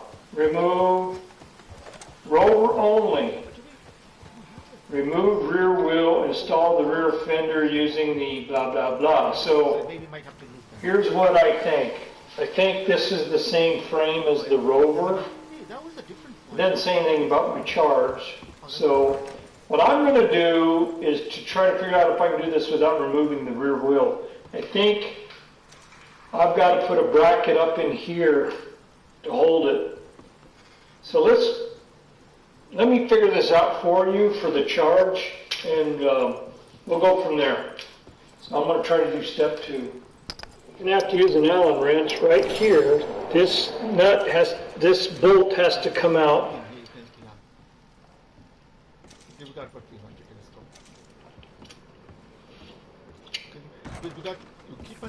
picking tells me pick the right one, and then it's a different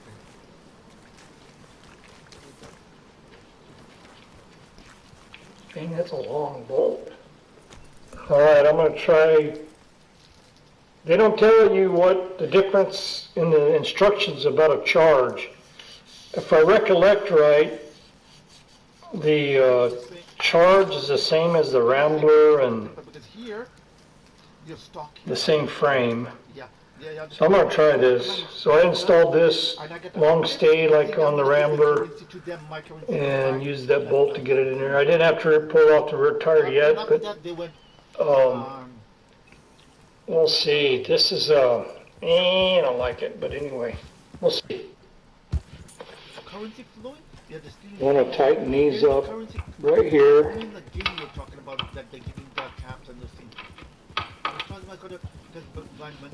These are the stay brackets. They go on the outside of the frame, bolted in with a washer. This bracket's stamped 20 for a 20-inch tire. That 20 is on the inside because this bracket is leaning towards the tire. If you turn this around, it's going to be leaning out, so that won't work. You want to put this on correct. So on mine, the 20 stamped is in towards the sprocket on both sides. It's facing this way. One of these little screws with the Loctite on it has to go in here to hold the stay to the top of the fender.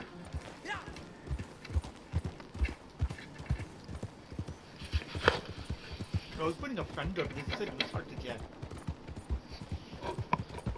Every time I would do the order, this is like a heavy part without the hose. See when I'm ordering something on and playing the game. And you don't want to over tighten these, but you can disturb me on when I'm doing the order and put me kind of way. I think these guys are spamming with unknown viewers or unknown viewers persisting that the one who makes the YouTube. Yeah, like that. Yeah, I'm messing up that. Yeah, that old time slang way is gone. You can work together. This one and a little bit of that one. Yeah, really, it's really bad on unknown viewers. Unknown viewers is from a far distance cemetery. Yeah, someone pulled them up. Missy, Missy's within her world, and what do you call it? Yeah, well, that's out the last one. And what do you call it? And Sugi bringing me. Yeah, the Sugi should not. When I say something, I should not let me inside when I say so. Because I'm doing my own security kind of thing. That on the note that they put on the door. Yeah, they overthrew the note. And someone, I think someone pulled it up because I think either manager or someone, took it out because they say, it's spamming that. Yeah, if you put some autograph signature within that, you should have dissolved. No unknown viewer within. Goes to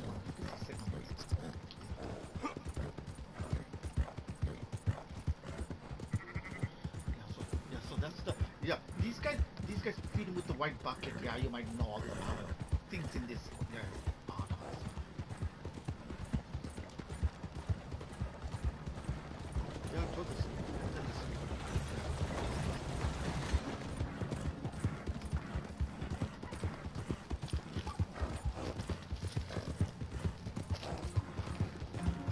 On the trick or treat items right now, it's good to do the shopping for the trick or treat. Yesterday, there's a lot of sale on that one. Yeah, in the shoppers market and other places, it is sale on it right now. Wait. But because on the third world and the thing, that one, the treats has to be just perfectly level, and the economy has to be level. Then you get lots of sale how you want it, because it's like a tricky kind of thing that you have to work with it.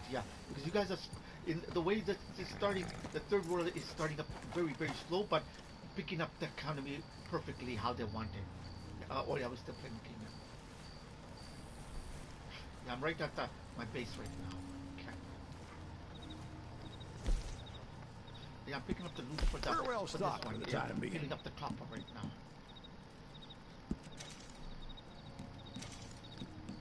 I want to lose the pelt. Okay then. No comment. One pelt, it covers a very big much of space. Yeah, where's the pelt? Oh, here we go. Okay, we've got a buck. I suppose this will do. And here's the elk. I'll take whatever I can get. Yeah, see, it takes a lot of space. That is good. That's why I got to the north, or gone down very, very far north, very far down south with the, yeah, those things are very big pelts. You can fill it up quicker than. Oh, okay, there's an invitation. Yeah, we can do the invitation. Let's see how much time it is.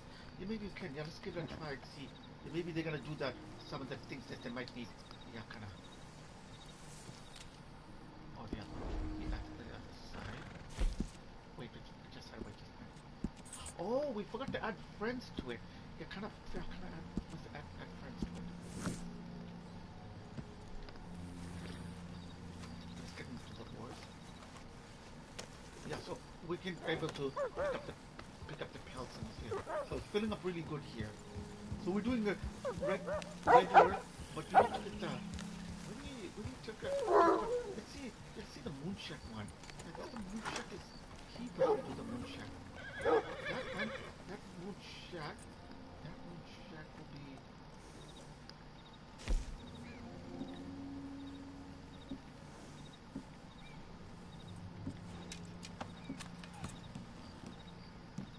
Let's see the delivery one.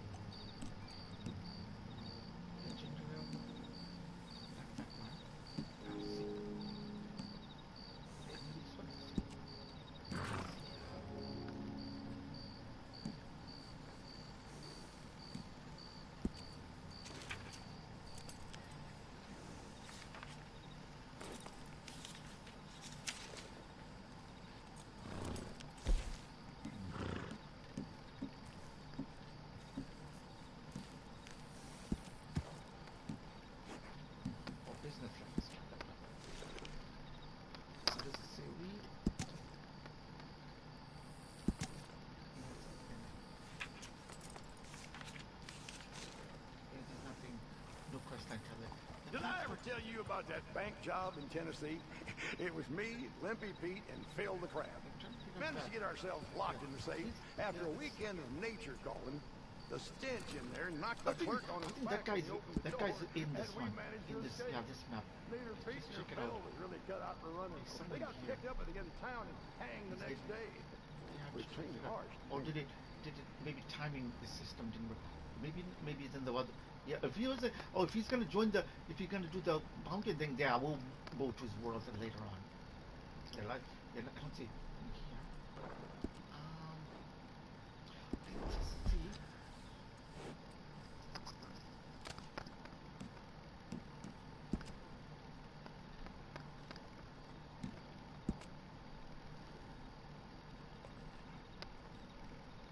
Yeah, with the fourth place now.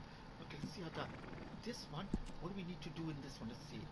Unlock when you reach the moonshot 1.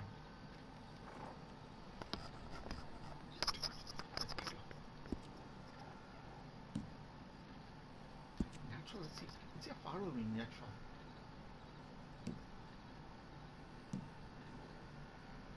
We still can. I think we have to purchase this one. Yeah. Yeah, this one. Hey, where was that? Oh no, these are padlocked. This one is moving. When you do the natural, see, it does move a little bit, but we didn't do very much now. I think the natural is pick up all those treasure kind of things. I think natural. You have to study this bit more. Let's see what's the other one here. That's bounty hunting. What do you have to see how far are we on the bounty hunting? Yeah, this one's all open. We went 4 levels up to here. So we did get this note here. We got this one. What is this one here? Target glows red to eagle's eye. When you use the eagle eye, yeah, that's right. But we need to figure out how does this one. We have to I think click both joysticks. Bounty hunter event. Oh, this is the bounty hunter event. What is this one? And you are currently invited to participate in a new event. Oh, okay. In case the plastic clan and all that stuff. Yeah, when they do it, they should allow you. Oh yeah, maybe they do. Yeah, they do. No, I'm buying my own. Yeah, my own sheet with John Guardian kind of thing. Yeah, helps for YouTubers. Yeah, yeah, but low fat, yeah, low fat. Only beware of Missy because you over limit like 2 people in one, 3 to 4 people in one body. Yeah, yeah, jiggles kind of thing, kind of. Yeah, yeah, I said, you're picking up a mine. I said, he said they're all minors. What do they do? What should she do with mine? Yeah, that's why she chosen to big lady so she can choose minor. Or she'll be kick butt all around the things like that. Yeah, very bad parents guardian kind of very cranes. They're gonna put cranes a very bad parents guardian or picking up spouse in that one. Yeah, they should do a little trend. Yeah, say we know we are not within that kind of. Oh, all the ladies over that side will kick their butt if she goes over there.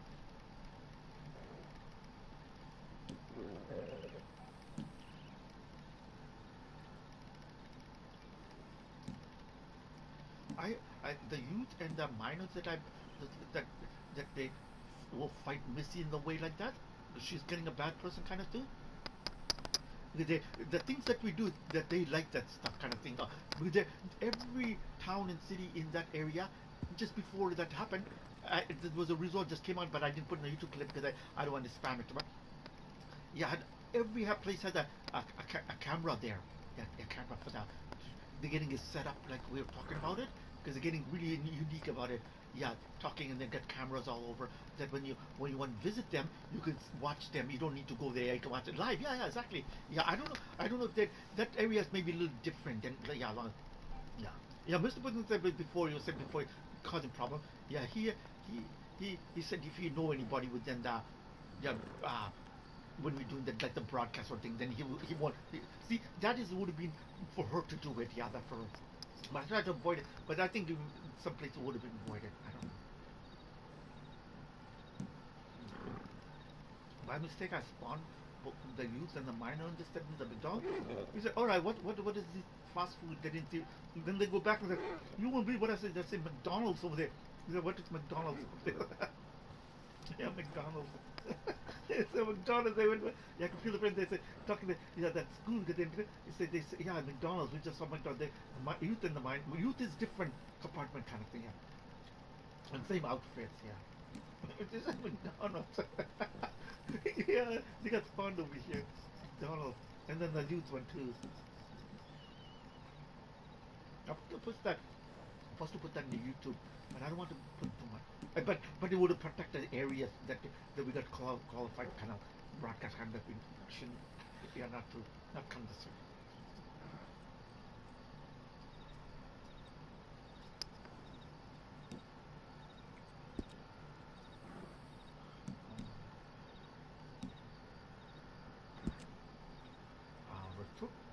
Took with maroon color. Maroon. Hey, isn't the maroon the elders wanted me buy the outfit from the surplus? Yeah, same color. Took the maroon took. It's like they folded and put something badge or something on that.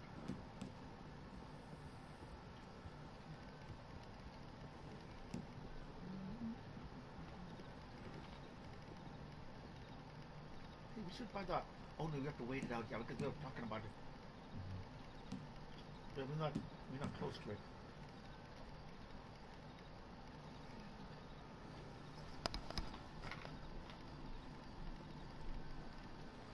We could do it. We could do it because this is a different. Yeah, we may be able to use that opposite because. Yeah, this is another. It's a different one, not the other one. Yeah, we can. Yeah, let's purchase this and see what it's about.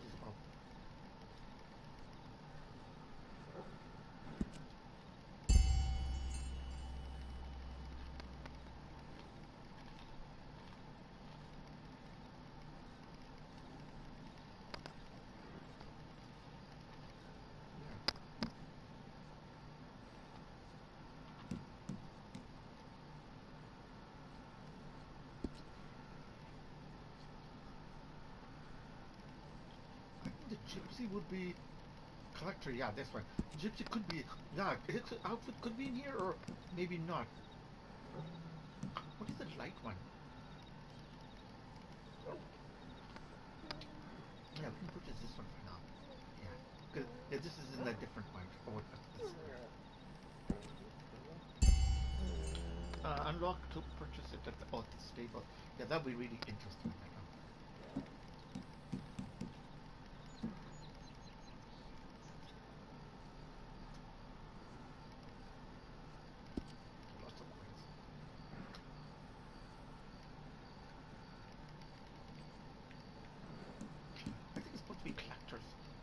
actual, yeah.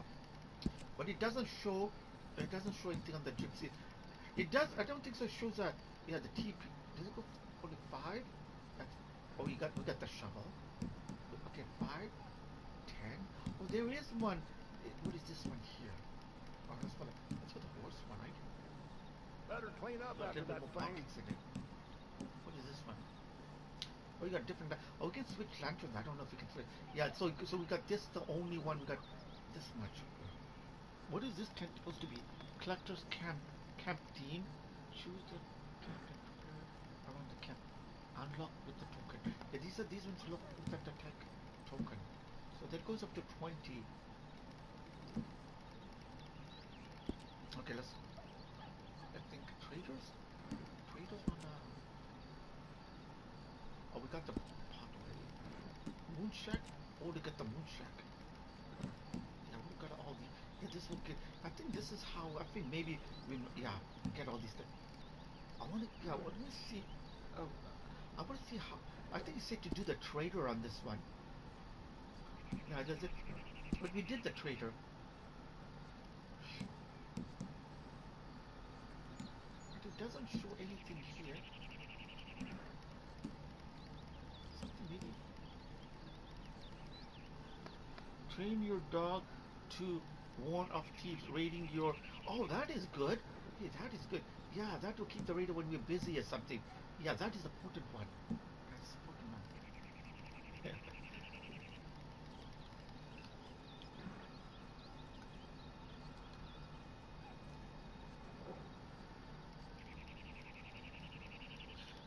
I should have, when that lady was talking to, I should have not recommended because I wasn't much.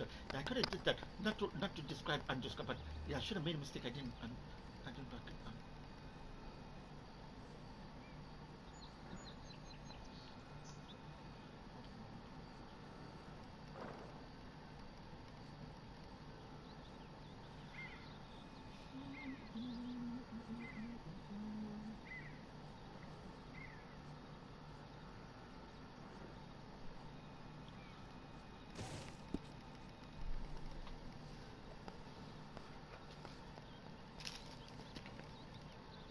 You know, I once traveled with a circus not far from here.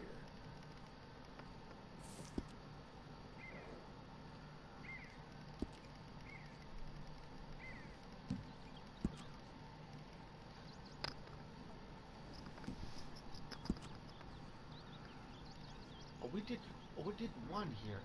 Oh, that one we did with the teammate. Oh no, it's this one here. You earn cash from selling moonshine. Yeah. Oh, this one's did with the call. Yeah, with the pasties and clan. Yeah, we can't do that. But I'm trying to figure fully complete the. Yeah, I'm trying to figure out. This is no problem. This is no problem. Yeah, just a little bit here, but not enough in this one. Yeah, this one we did a little bit. Yeah, finished one.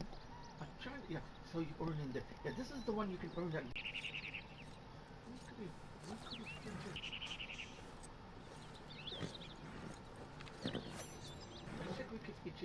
What happened here now? We have.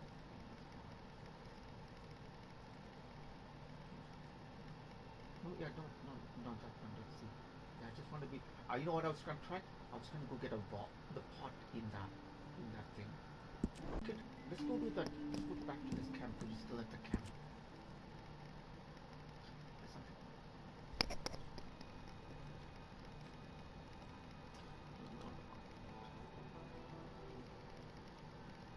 I thought that lady was gonna mess up the online kind of thing.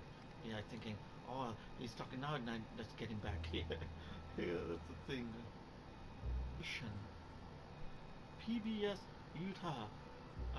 1 year old. Yeah, these guys always want me to put it in the YouTube clip. This one it'd be in the YouTube clip, but I put it here. Yeah, it says Unspoken American Native American Boarding School, full documentary. Yeah, this one. Yeah, they were looking among each other. Yeah, this picture would look like me in my picture. Yeah, the first person with the little bit like a Chucky here, but not quite, is it?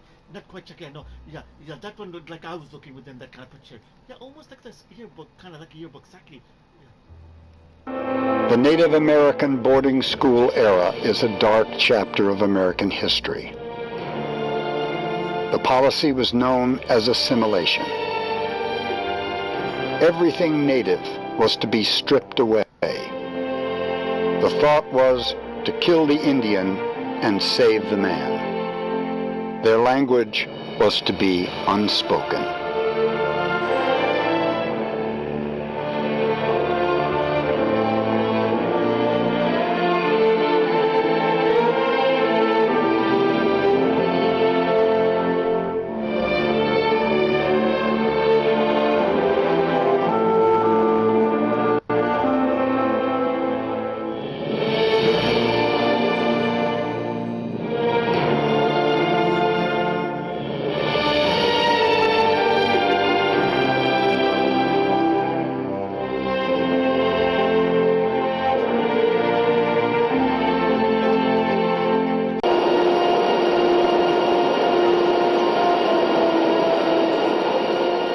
If the Great Spirit had desired me to be a white man, he would have made me so in the first place. Sitting Bull. Stories are told of native children doing everything they could to escape boarding schools. Home was far away. They longed for anything familiar. Many were unsure as to what had happened to them.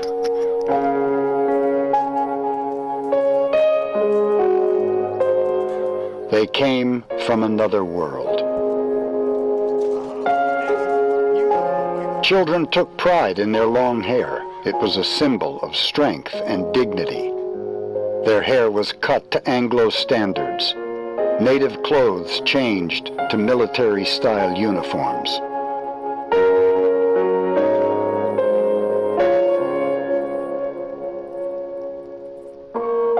They were forbidden to practice their way of life in the early boarding school years.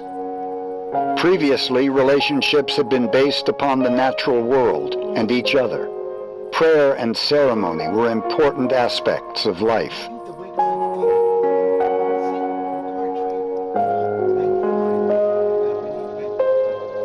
The early schools were run with military precision. It was more accurate. Many were unsure as to what had happened to them.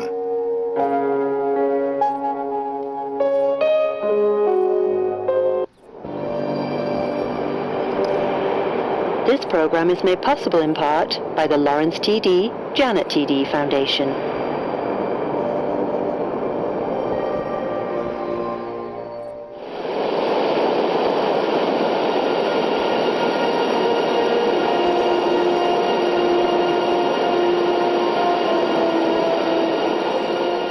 If the Great Spirit had desired me to be a white man, he would have made me so in the first place. Sitting Bull. Stories are told of native children doing everything they could to escape boarding schools. Home was far away. They longed for anything familiar. Many were unsure as to what had happened to them.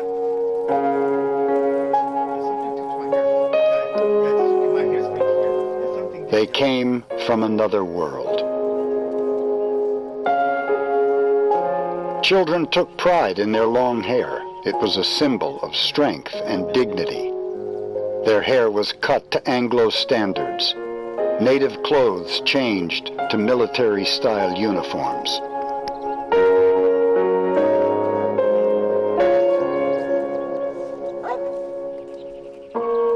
They were forbidden to practice their way of life in the early boarding school years.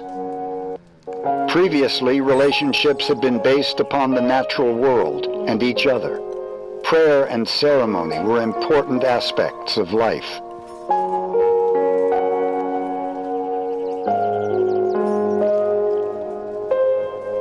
The early schools were run with military precision. It was more accurately should be called ethnic cleansing rather than assimilation, and it has had devastating effects on my people.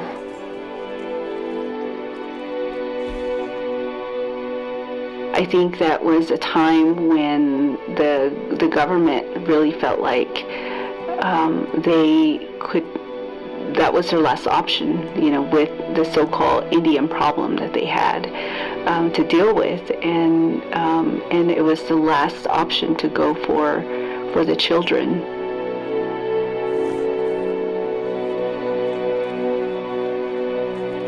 This photo from the Pine Ridge Sioux Reservation shows families camped near a boarding school in South Dakota.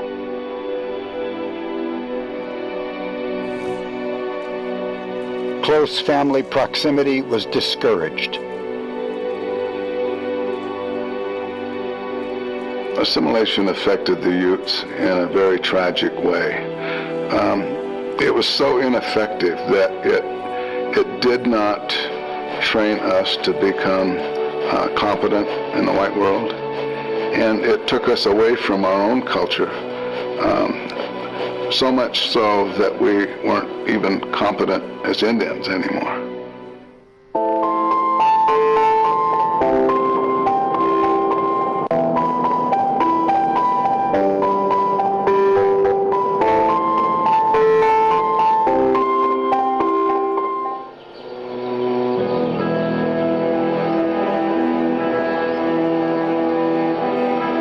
It's a summer day on Utah's San Juan River.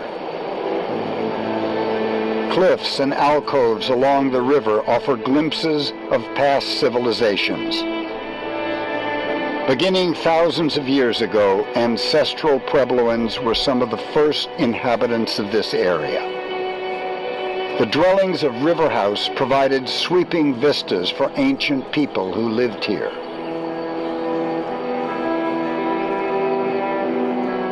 Petroglyphs etched into stone tell stories of ancient times. Ancestral Pueblo families lived here, seeking survival.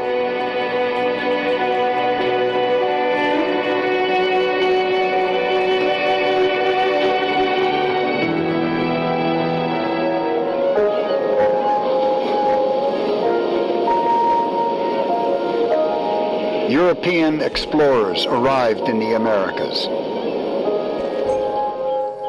They entered a world inhabited by indigenous people.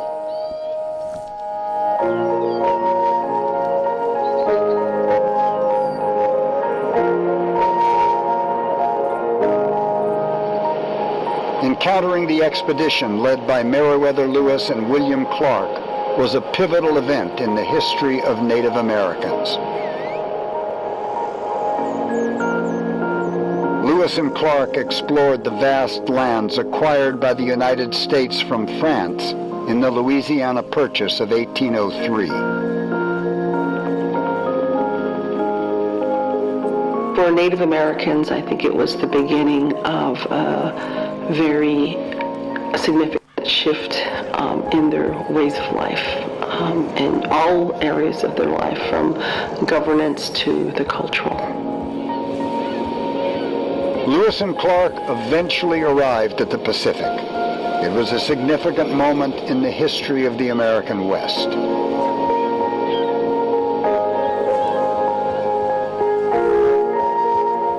The Lewis and Clark expedition publicized the West. Settlers and entrepreneurs would follow.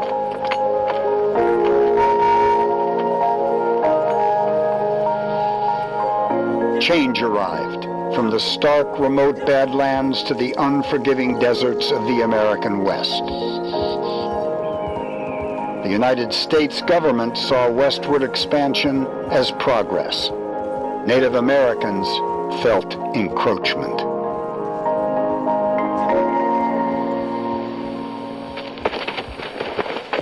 Native peoples have experienced many trails of tears, which were movements, violent movements to remove indigenous people from their homelands because white settlers desired their lands.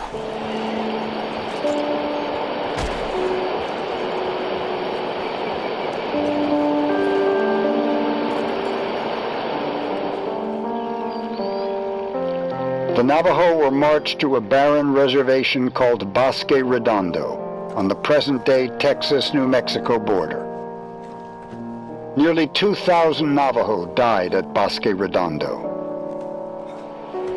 The Navajo were allowed to return home.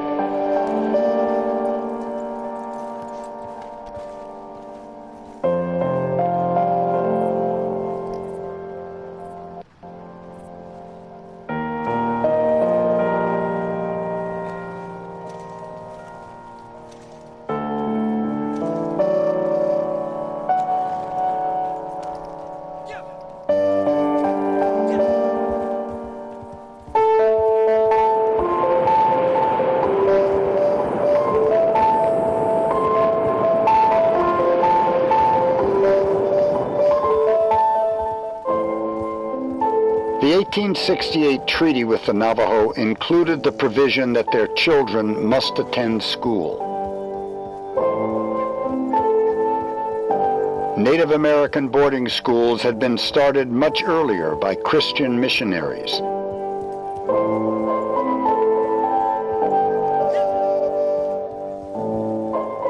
The 1887 Dawes Act reinforced the reservation system and encouraged assimilation. With us, there was immediate declaration of war on our culture. We were forbidden to speak our language and practice our religion, and it's like our war was prolonged, and the assimilation policies were how they implemented it, how they carried it out, and it was very destructive. And it caused historic trauma among most of our people, including myself to this day. And I remember at the church being told that what my parents practiced would set them to hell, where they would burn forever. And when you're 7 years old and you hear that, that was really the most devastating, terrifying experience for me.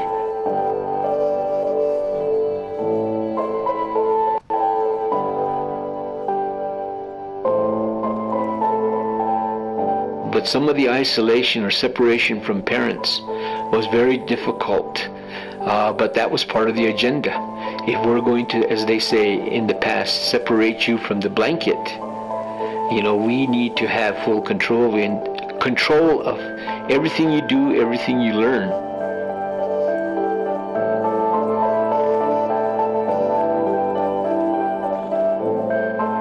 The Carlisle Indian Boarding School in Pennsylvania was founded in 1879. Carlisle had been a former military site.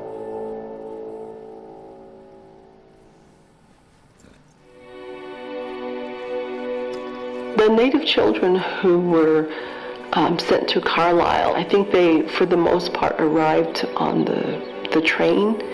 And so they probably endured hundreds of miles and long hours on the train before they arrived at their final destination, which was Carlisle.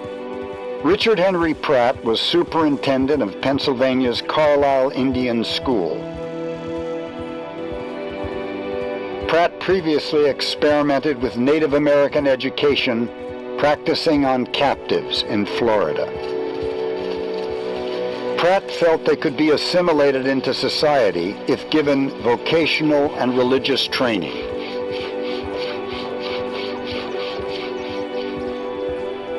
Richard Henry Pratt wrote in 1892, "A great general has said that the only good Indian is a dead one.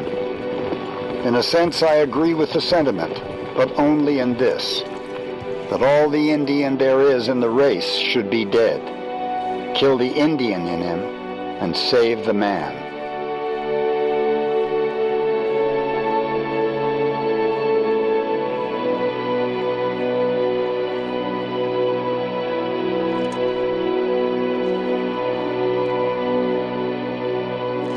Three of the most famous boarding schools were Carlisle in Pennsylvania, Haskell in Lawrence, Kansas, and Sherman in Riverside, California.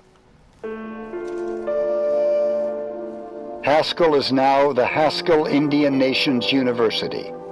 It was founded in 1884 as the United States Indian Industrial Training School. It opened its doors for 22 students. Boys studied farming and labor trades. Girls studied homemaking and sewing.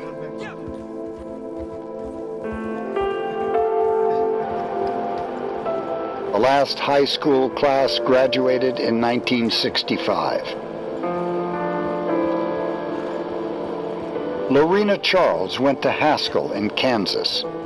It was far away from the Hopi mesas she called home.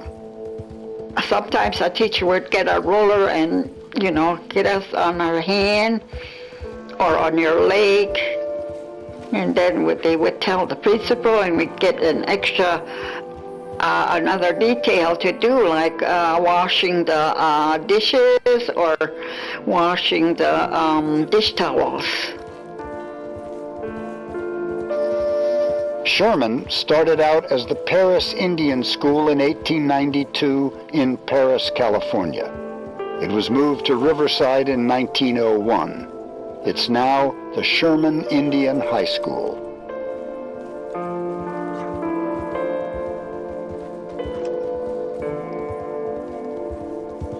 My mother was taken away when she was 9 years old and was not allowed to return until she was 18. Both Carlisle in Pennsylvania and Haskell in Kansas had confinement rooms for unruly students.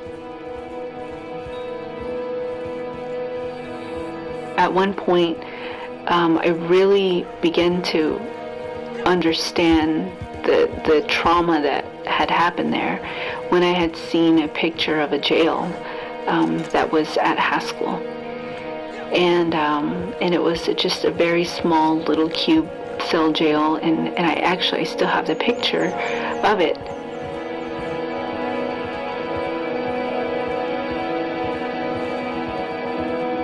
These small handcuffs were recently discovered at Haskell. If truly authenticated, they appear to fit a small child. Well, I've learned that the worst thing was the sexual abuse and then the emotional abuse that accompanied it in many of the schools.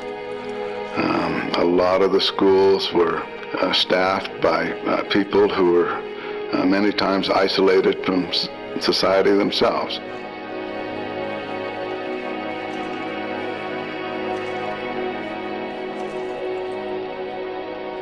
Navajo leader Manuelito agreed to uphold the 1868 treaty requiring American education for Navajo children.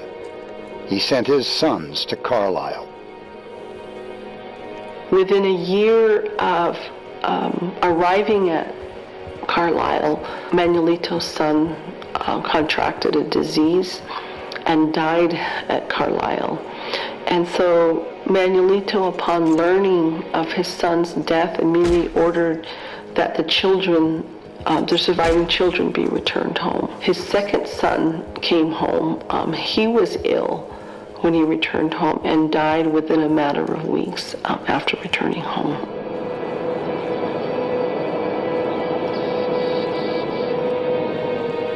There were 25 federally funded non-reservation Native American schools by 1902, with some 6,000 students. Estimates increased that population to 60,000 by 1973.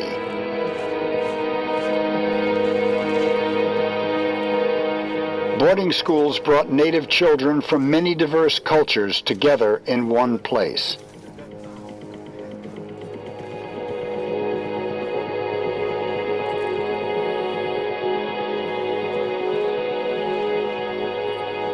In many ways, it did the reverse. It strengthened our culture, and our relationships with other tribes strengthened our culture. And so it created a intertribal pan-Indian relationship across our country.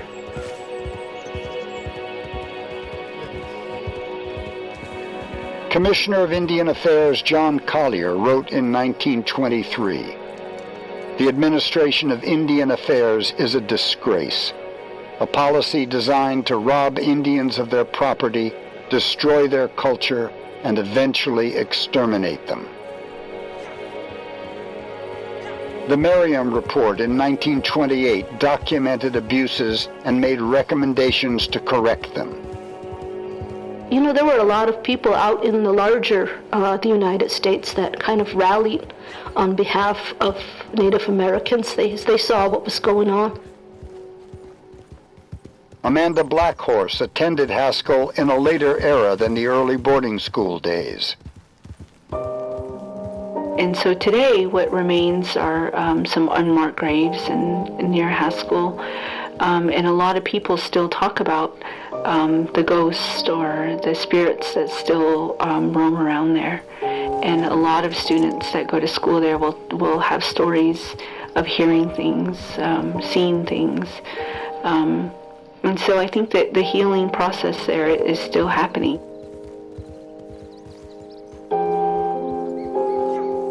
It's amazing that we still exist as Native American people. That was not the intent. You know, the intent was to destroy us as Native people. Boarding school was never forgotten by Native American children. They all looked at me when they were giving me my haircut. My long hair, you know, that clipper going through that and my long hair falling off. And I was really hurt. That was the teaching from my grandfather, was, you know, your hair, your long hair is your strength, and your long hair is your wisdom, your knowledge. It was, I mean, almost violent in a way. That he and that's not only for him, it's for my other family members that have gone through the boarding school experience.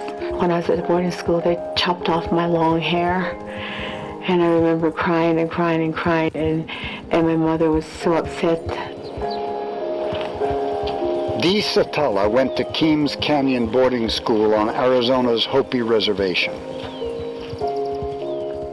Just remembering how hard they punished us or disciplined us, it's just that I didn't want to go through it. That's why I just always, you know, ran away from there. There was a whip, there was spanking, and there was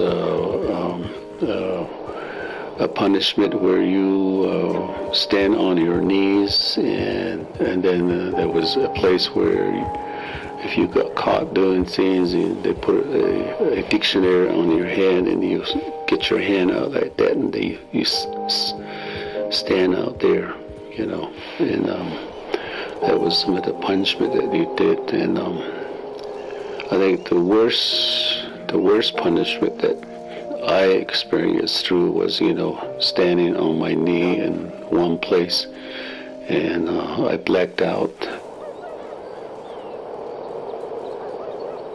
She did not pass that down to me. She was told not to teach me Ute because it would interfere in my mastery of English, and which we found is not true at all. And so that has caused harm to me. It's affected me emotionally, physically, culturally. It's been very disruptive in my life. Navajo Kathleen Wood returns to the Chuska Boarding School in Tohatchee, New Mexico. This was dormitory 3. It used to be right here. It's no longer here, but it used to be the big girls' dorm. There was another dorm to my left, and that was the little girls' dorm. But at school, if you made a mistake, you know, sometimes it's harsh punishment. You just have to learn quickly. But to this day, I still get sad about it. My mom, my dad, I don't know what happened, but sometimes they didn't pick me up. And I still get emotional on this because I would be at the dorms with maybe 4 other students. Christmas was the hardest, 1, 2 years, a couple of years maybe. She left me there, and looking out the window, no one coming to pick you up. So that was hard. And it was sad for me because it's like, who's coming to get me? There were 3 boys that ran away from this school. They wanted to go home. Apparently they got so lonely they wanted to visit family. There's 3 brothers, and they were from Chitty. They ran away from here as winter, January. I remember helicopters going around, flying over this plateau. We were told to stay inside the building. They did find the boys after a while. But the sad part is all 3 boys lost their legs due to frostbite, frozen legs. So they did come back to school here, but they were in wheelchairs, and then later on they went to the fake legs. But they were, they still finished here with us. And I still remember who they are, and they're not forgotten. May they rest in peace now. They're no longer around. But, sometimes when you get so lonely, you do desperate things to go home.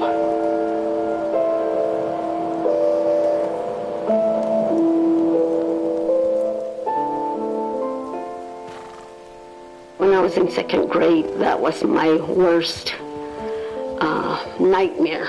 I know I was traumatized from that. But going to Sherman, being with students that I know from the same village, from the same area, and meeting new students, to me that was the greatest time of my life. The clock no longer ticks at the Phoenix Indian School in Arizona. The history of the school dates from 1891.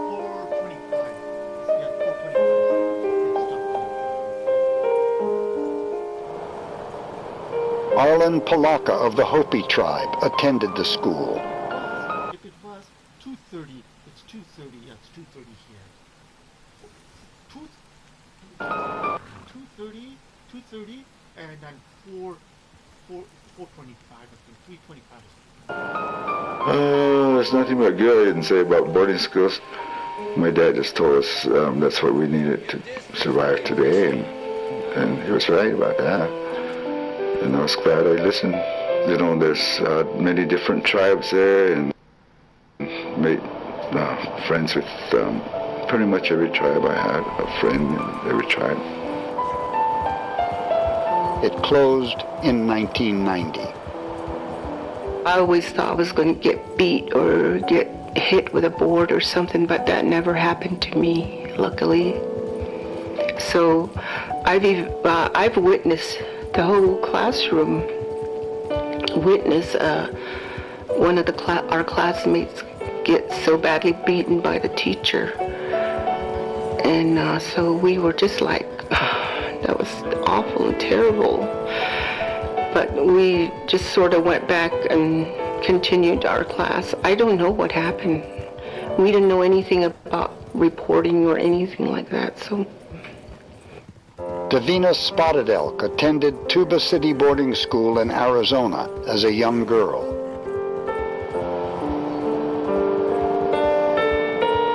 I would say my worst experience was when, after Tuba City Boarding School, I had gone on to Seventh-day Adventist boarding school in Holbrook, Arizona. A lot of girls that were away from home, I would hear them sometimes cry in their bed. I probably only lasted half the year because I had cried so hard. There was a group of girls, little young girls, that ran away. We didn't know how far away home was, so we thought maybe it wasn't very far. But they said no, they caught us, and we went to the main principal. I don't know if he was a principal or the director of the boarding school, but they said that he had whipped each and every one of them with it was like a cord. It was like an electrical cord, I think they described it as. And they showed us the whipping marks, and some of them were very deep. And that was very scary for us. I think they wanted us to see that, so it would show, if anyone ever leaves again, this is what's going to happen. So we were terrified, and from that, for me, it was very traumatic. And we didn't know a word of English. and they tried to tell us something, but we didn't understand, and then they kept telling us, and sometimes they would lose their patience and start talking hard and yelling, and then we start crying. So it was a terrifying experience.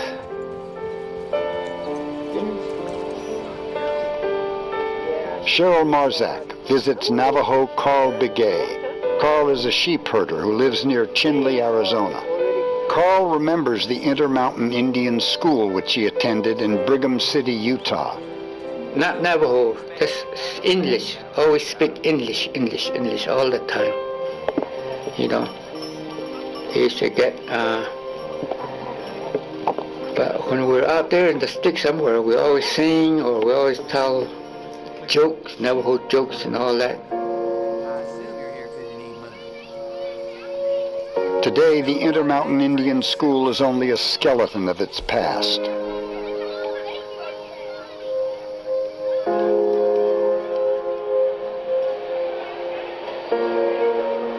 Intermountain opened in 1950 and closed in 1984.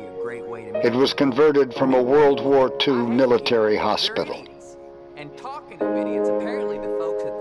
The Intermountain Indian School in Brigham City, Utah, I'm happy to say was one of the best schools because it served the Intermountain West. We got kids from all over the western states.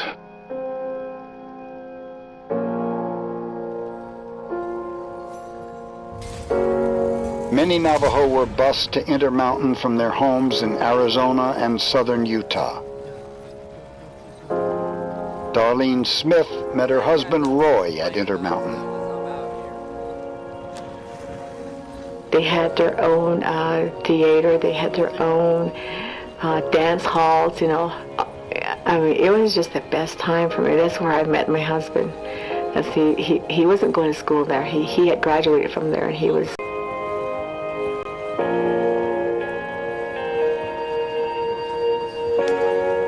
Boarding schools faced issues of overcrowding and funding shortfalls. Many parents wanted...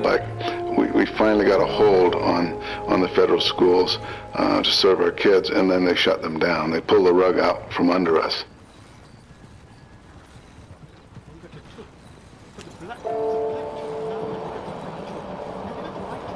For some, the boarding school experience was an opportunity for education.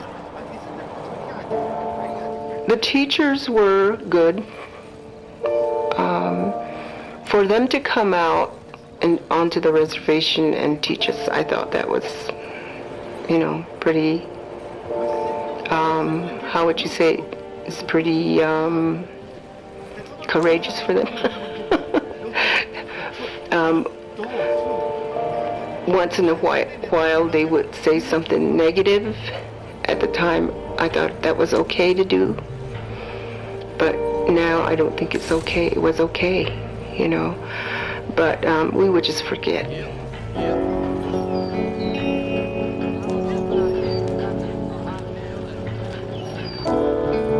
Davina Spotted Elk and Amanda Blackhorse visit the home of Davina's grandmother in Big Mountain, Arizona.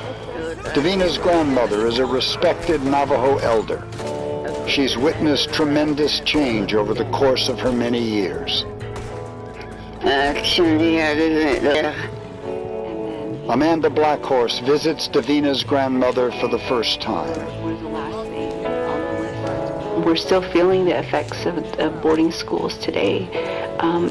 Boarding schools actually still do exist to this day, and it has completely demolished the indigenous familial system, and many of our people are suffering, and they don't. The thing is, they don't realize that they are suffering from the boarding school syndrome. Many of us don't even understand it in that perspective.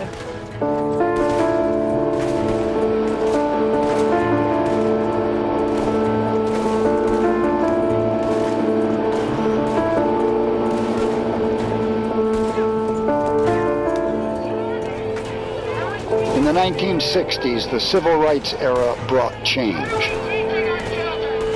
Native Americans were part of that movement. And I remember reading Robert Kennedy, who was Attorney General at that time, saying that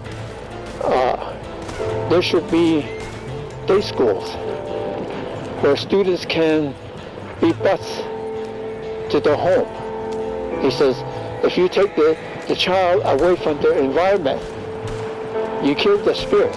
He says, how can you expect a child to learn when you kill the spirit? The Indian Civil Rights Act passed in 1968.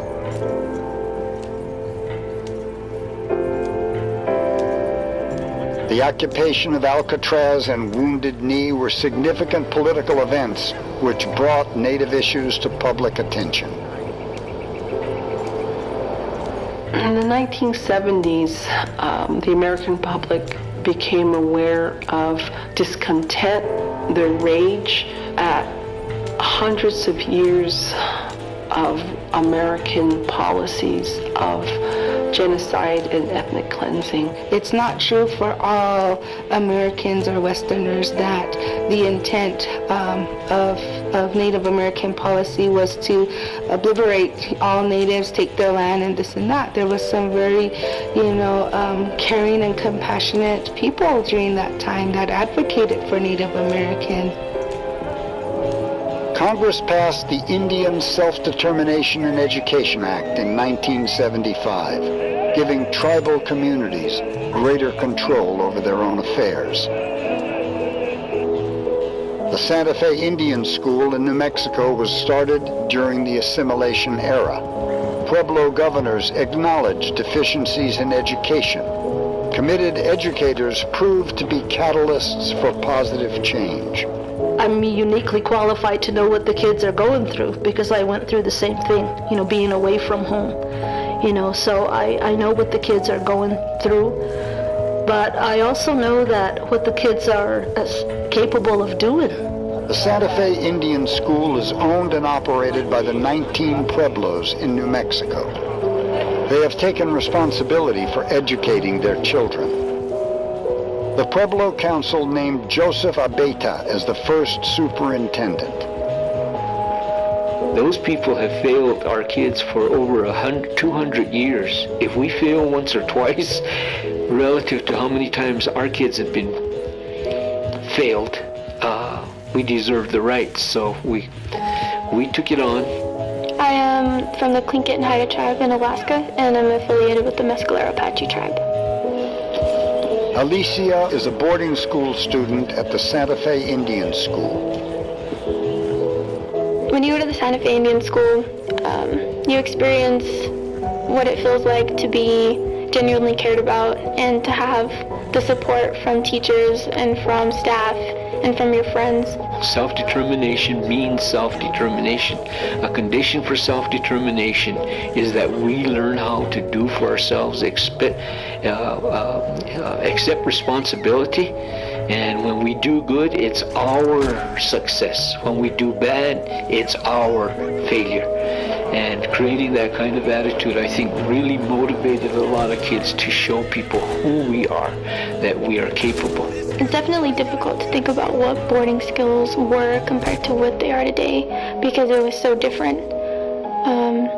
A lot of terrible things took place and a lot of terrible things were inflicted on Native Americans, and I think it changed from wanting to assimilate Native Americans into, white culture to now, which is, really nurturing who we are as a people and supporting who we are. Alicia attends Carlos Santisteban's physics class.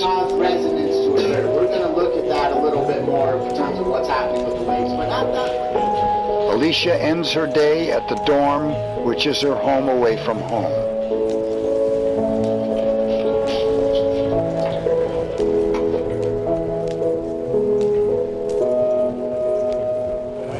She catches the train to Albuquerque on most weekends to return to her family.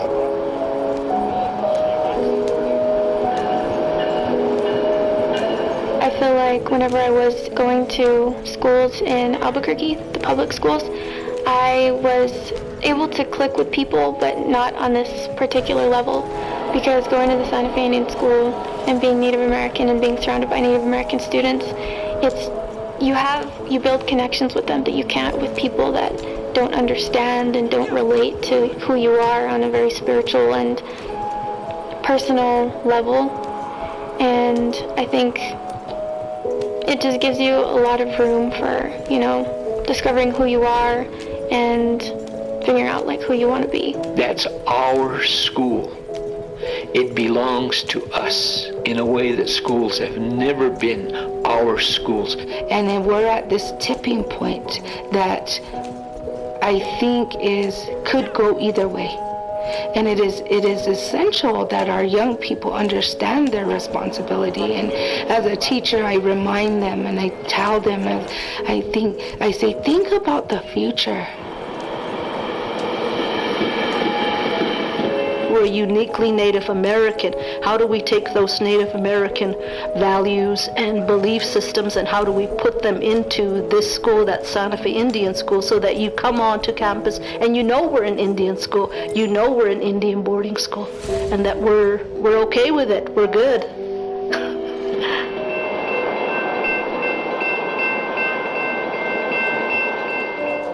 Darlene Smith teaches a class in Navajo history to grade schoolers.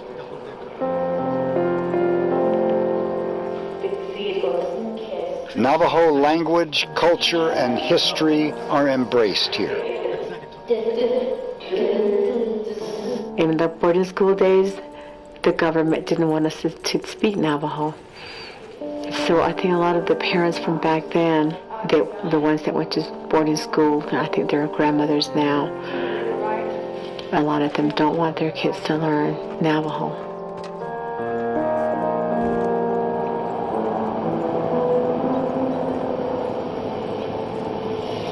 Dacian Spotted Elk is Davina's son. Roy and Darlene Smith are his grandparents. He attends East High School in Salt Lake City. George Henry teaches a diversity class at the school. In my class this year, I think Mr. George Henry, who's a great teacher, he does a great job at teaching different cultures and explaining, how it is to be a person of color. Well, yeah, that's what I'm kind of understanding. I've been taught to, always take pride in it, and I think it's awesome.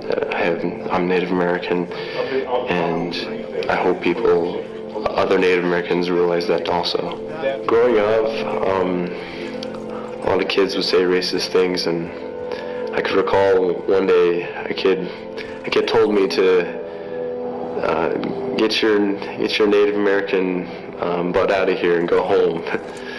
And I didn't want to be mean or say anything mean back, so I gave him a brief history lesson about Native Americans, and I told him, I said, this is my home, and I told him how Native Americans, how we struggled and how we were pushed away from our homes, and he was shocked, and he didn't say another word about it ever again.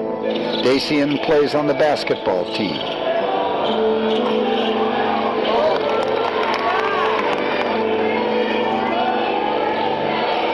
There are little signs like when I pat my heart, it's telling him, play with your heart. There are other times when I'm, pointing to my eyes, it's like focus. I know my son's has had some history with students that have name called him, or his Native friends. I know that for a fact because he's told me. And so he uses sports as a way to cope.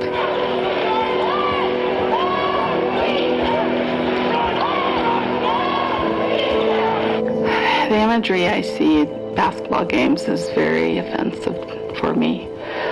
I know my son had to he's had to encounter with that times when he's traveled. There's a high school not far from here that has the imagery, and I've seen, football games when you've seen the painted faces on them, or in basketball games, they're making whooping noise. Some of the things I hear and see, people doing the chant and call me racist names and get hurt sometimes, and I can recall, one game where I'll let it get to me, and I didn't want to play or finish the game, and I couldn't believe someone would say something like that to me. For the most part, in general, do not support using Native people and tribes, Indian tribes, as mascots or nicknames. However, in the case of the University of Utah and the use of the Ute nickname, I'm totally in support of it. The University of Utah did consult with the tribes back in the 70s, and more recently met formally with the tribe and obtained a resolution, which is our official form of business.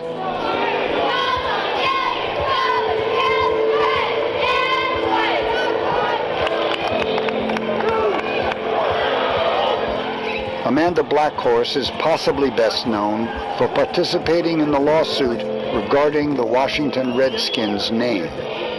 For generations, we're taught to believe that we're savages. We're taught to believe that we were less than, that we were redskins, that we were primitive, and we really believe that. That has been beaten into our heads. You have mascots, you have cowboys and Indians in Hollywood. The only representation out there of Native American people in the national media is our stereotypes. We're looked at only through that lens, and so I think sports mascots has a huge responsibility in that. It's not okay, it's not. Although I know there are tribes that say, oh no, it's honoring us. But no, look at the statistics, read the statistics. It really does impact our younger generation.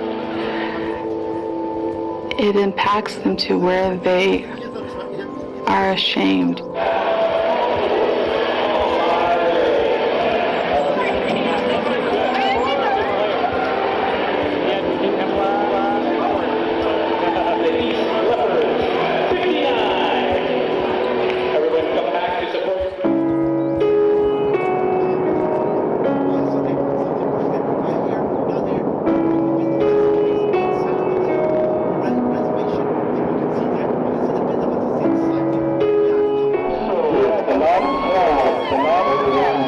Holiday rides in a Navajo tribal parade.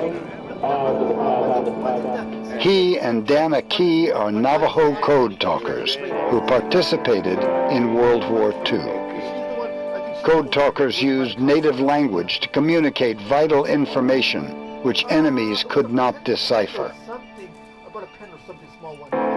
People from several Native American tribes were code talkers in World War I and World War II. The same mascots, you have cowboys and Indians in Hollywood. The only representation out there of Native American people in the national media is our stereotypes. We're looked at only through that lens, and so I think sports mascots has a huge responsibility in that. It's not okay, it's not. Although I know there are tribes that say, oh no, it's honoring us. But no, look at the statistics, read the statistics. It really does impact our younger generation. It impacts them to where they are ashamed.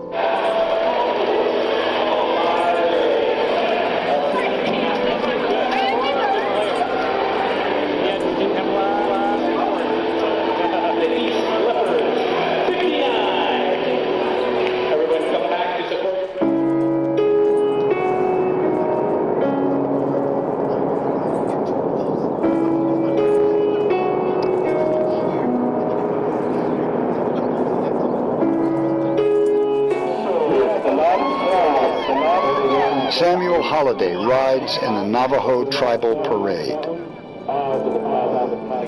He and Dana Key are Navajo code talkers who participated in World War II. Code talkers used native language to communicate that only through that lens. And so I think Sports Mascots has a huge responsibility in that. It's not okay. It's not. Although I know there are tribes that say, oh no, it's honoring us. But no, look at the statistics. Read the statistics. It really does impact our younger generation. It impacts them to where they are ashamed.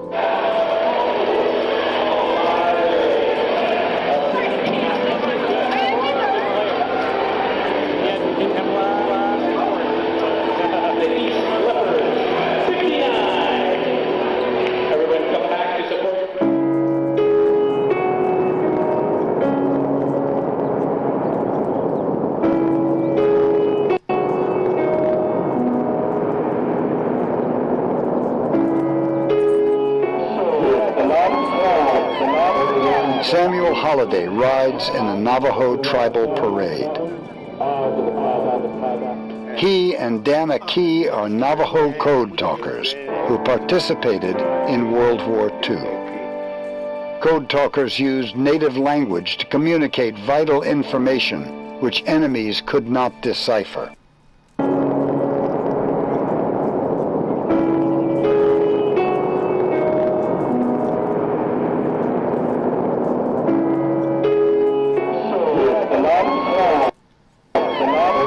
Samuel Holiday rides in the Navajo tribal parade. He and Dana Key are Navajo code talkers who participated in World War II. Code talkers used native language to communicate vital information which enemies could not decipher. People from several Native American tribes were code talkers in World War I and World War II, the same language that was discouraged during boarding school days. They call that brown soap. If you hear talking Navajo, they smash it right into your face like this. Brown soap was bitter. They are regarded with a great deal of respect for using the Navajo language to create a code, which many people say then was very significant to ending the war. The boarding schools contributed many former students to the military.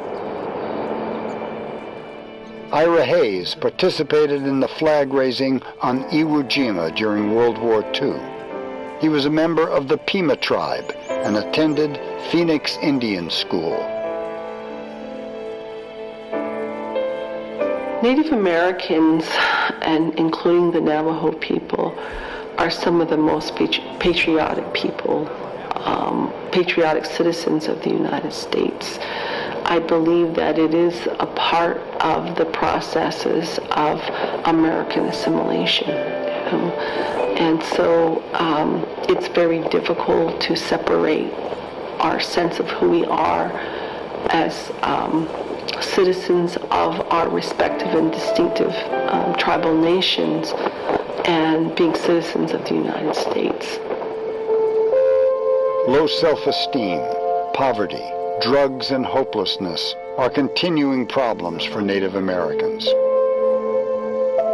That's why we have a lot of sort of quote-unquote mental health problems today. You see high rates of depression and anxiety, and I believe that's where that comes from, because only for searching that way, they will use, just like everybody else will do, use try to figure. Because their trauma has been passed down, and we really are feeling what they're feeling at times.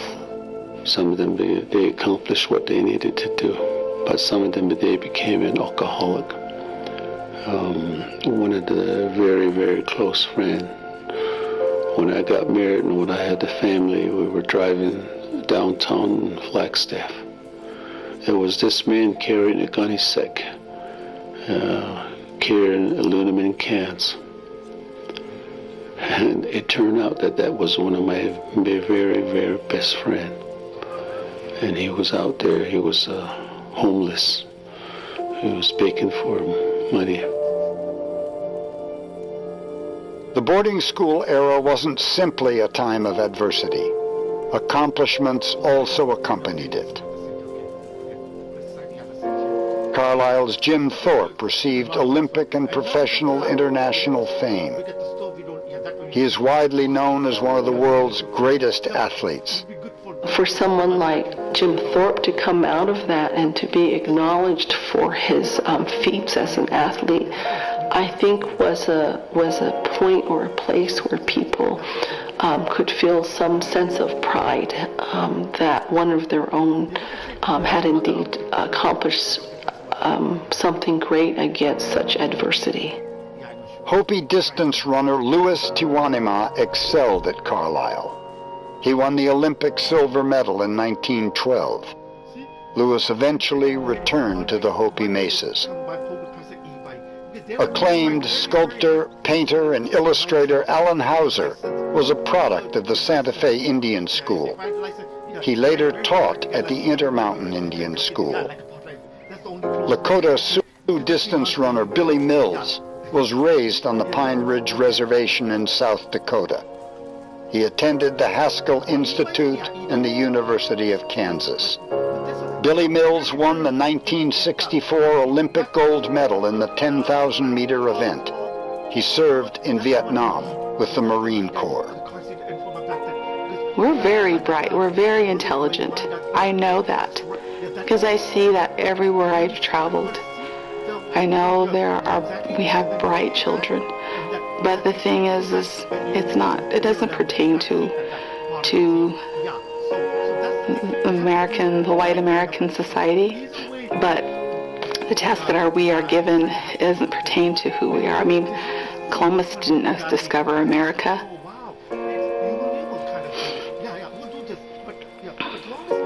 Sorry. Some apologies have been made for the policies of assimilation, but many Native people seek more. First and foremost is an apology. The President of the United States has already issued that, but I think most states need to also do that. I've often acknowledged the painful history, the broken promises that are part of our past. And I've said that while we couldn't change the past, working together, nation and nation, we could build a better future. Some refused to retaliate when the opportunity came. And I told myself that one of these days I'm going to go get her back. But I did see her, and she's an old lady now, and I thought, no, I can't do that. But at the time, I was angry. It's like no one just goes and slaps you for no reason. I was doing what I'm supposed to be doing. This is a great country, and we need to remember that. But it requires maintenance to keep it great, because I'm a big Thomas Jefferson fan when he said that our democracy hinges upon the quality of the education of the public. And we're starting to see that today. The past is marked by the graves of children, the cemeteries far away from their homes and families. They are remembered only in the hearts and minds of a few. When we remember the stories of their experiences, we remember the children who died there, who never returned home. Many of them not only died from sicknesses and diseases, but they also died from loneliness and heartbreak. Their stories remind us that we should always do better, and that we should cherish and love our children, and that they are the next generation.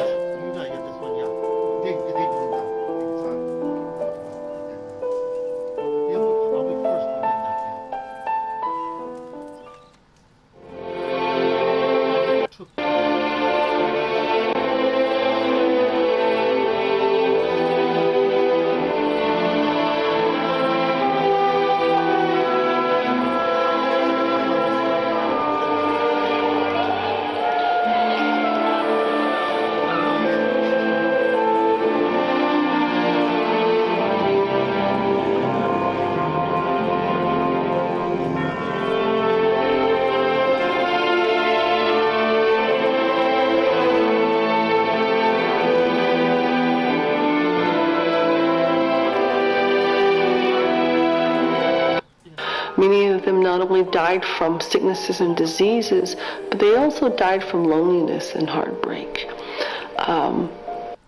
Their stories remind us that we should always do better, and that we should cherish and love our children, and that they are the next generation.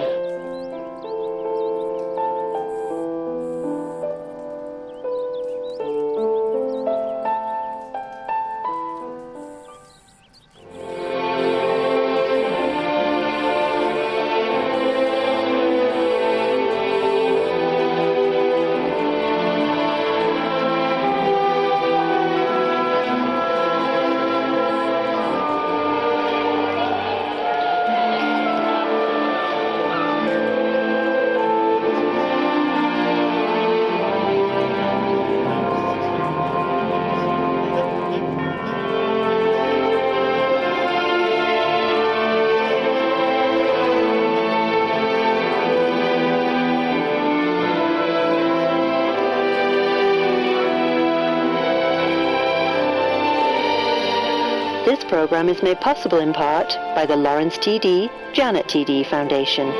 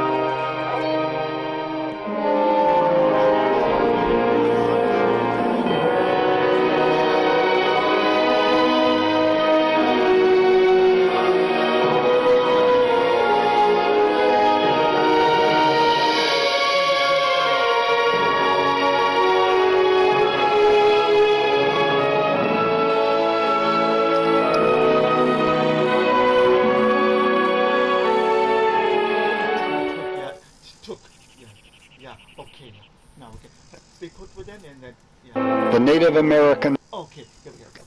Okay, now we can sign up. Yeah, this is the second one from the employee one. Yeah, this is not bad at all. Yeah, they want to keep this. That's the thing there, and the things they say it's good enough. Yeah, kind of thing that you want to listen. Yeah, and very short, not a very long interview, kind of documentary kind of thing. Yeah, so that's good.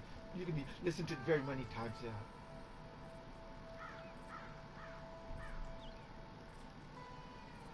Okay, now the broadcast. When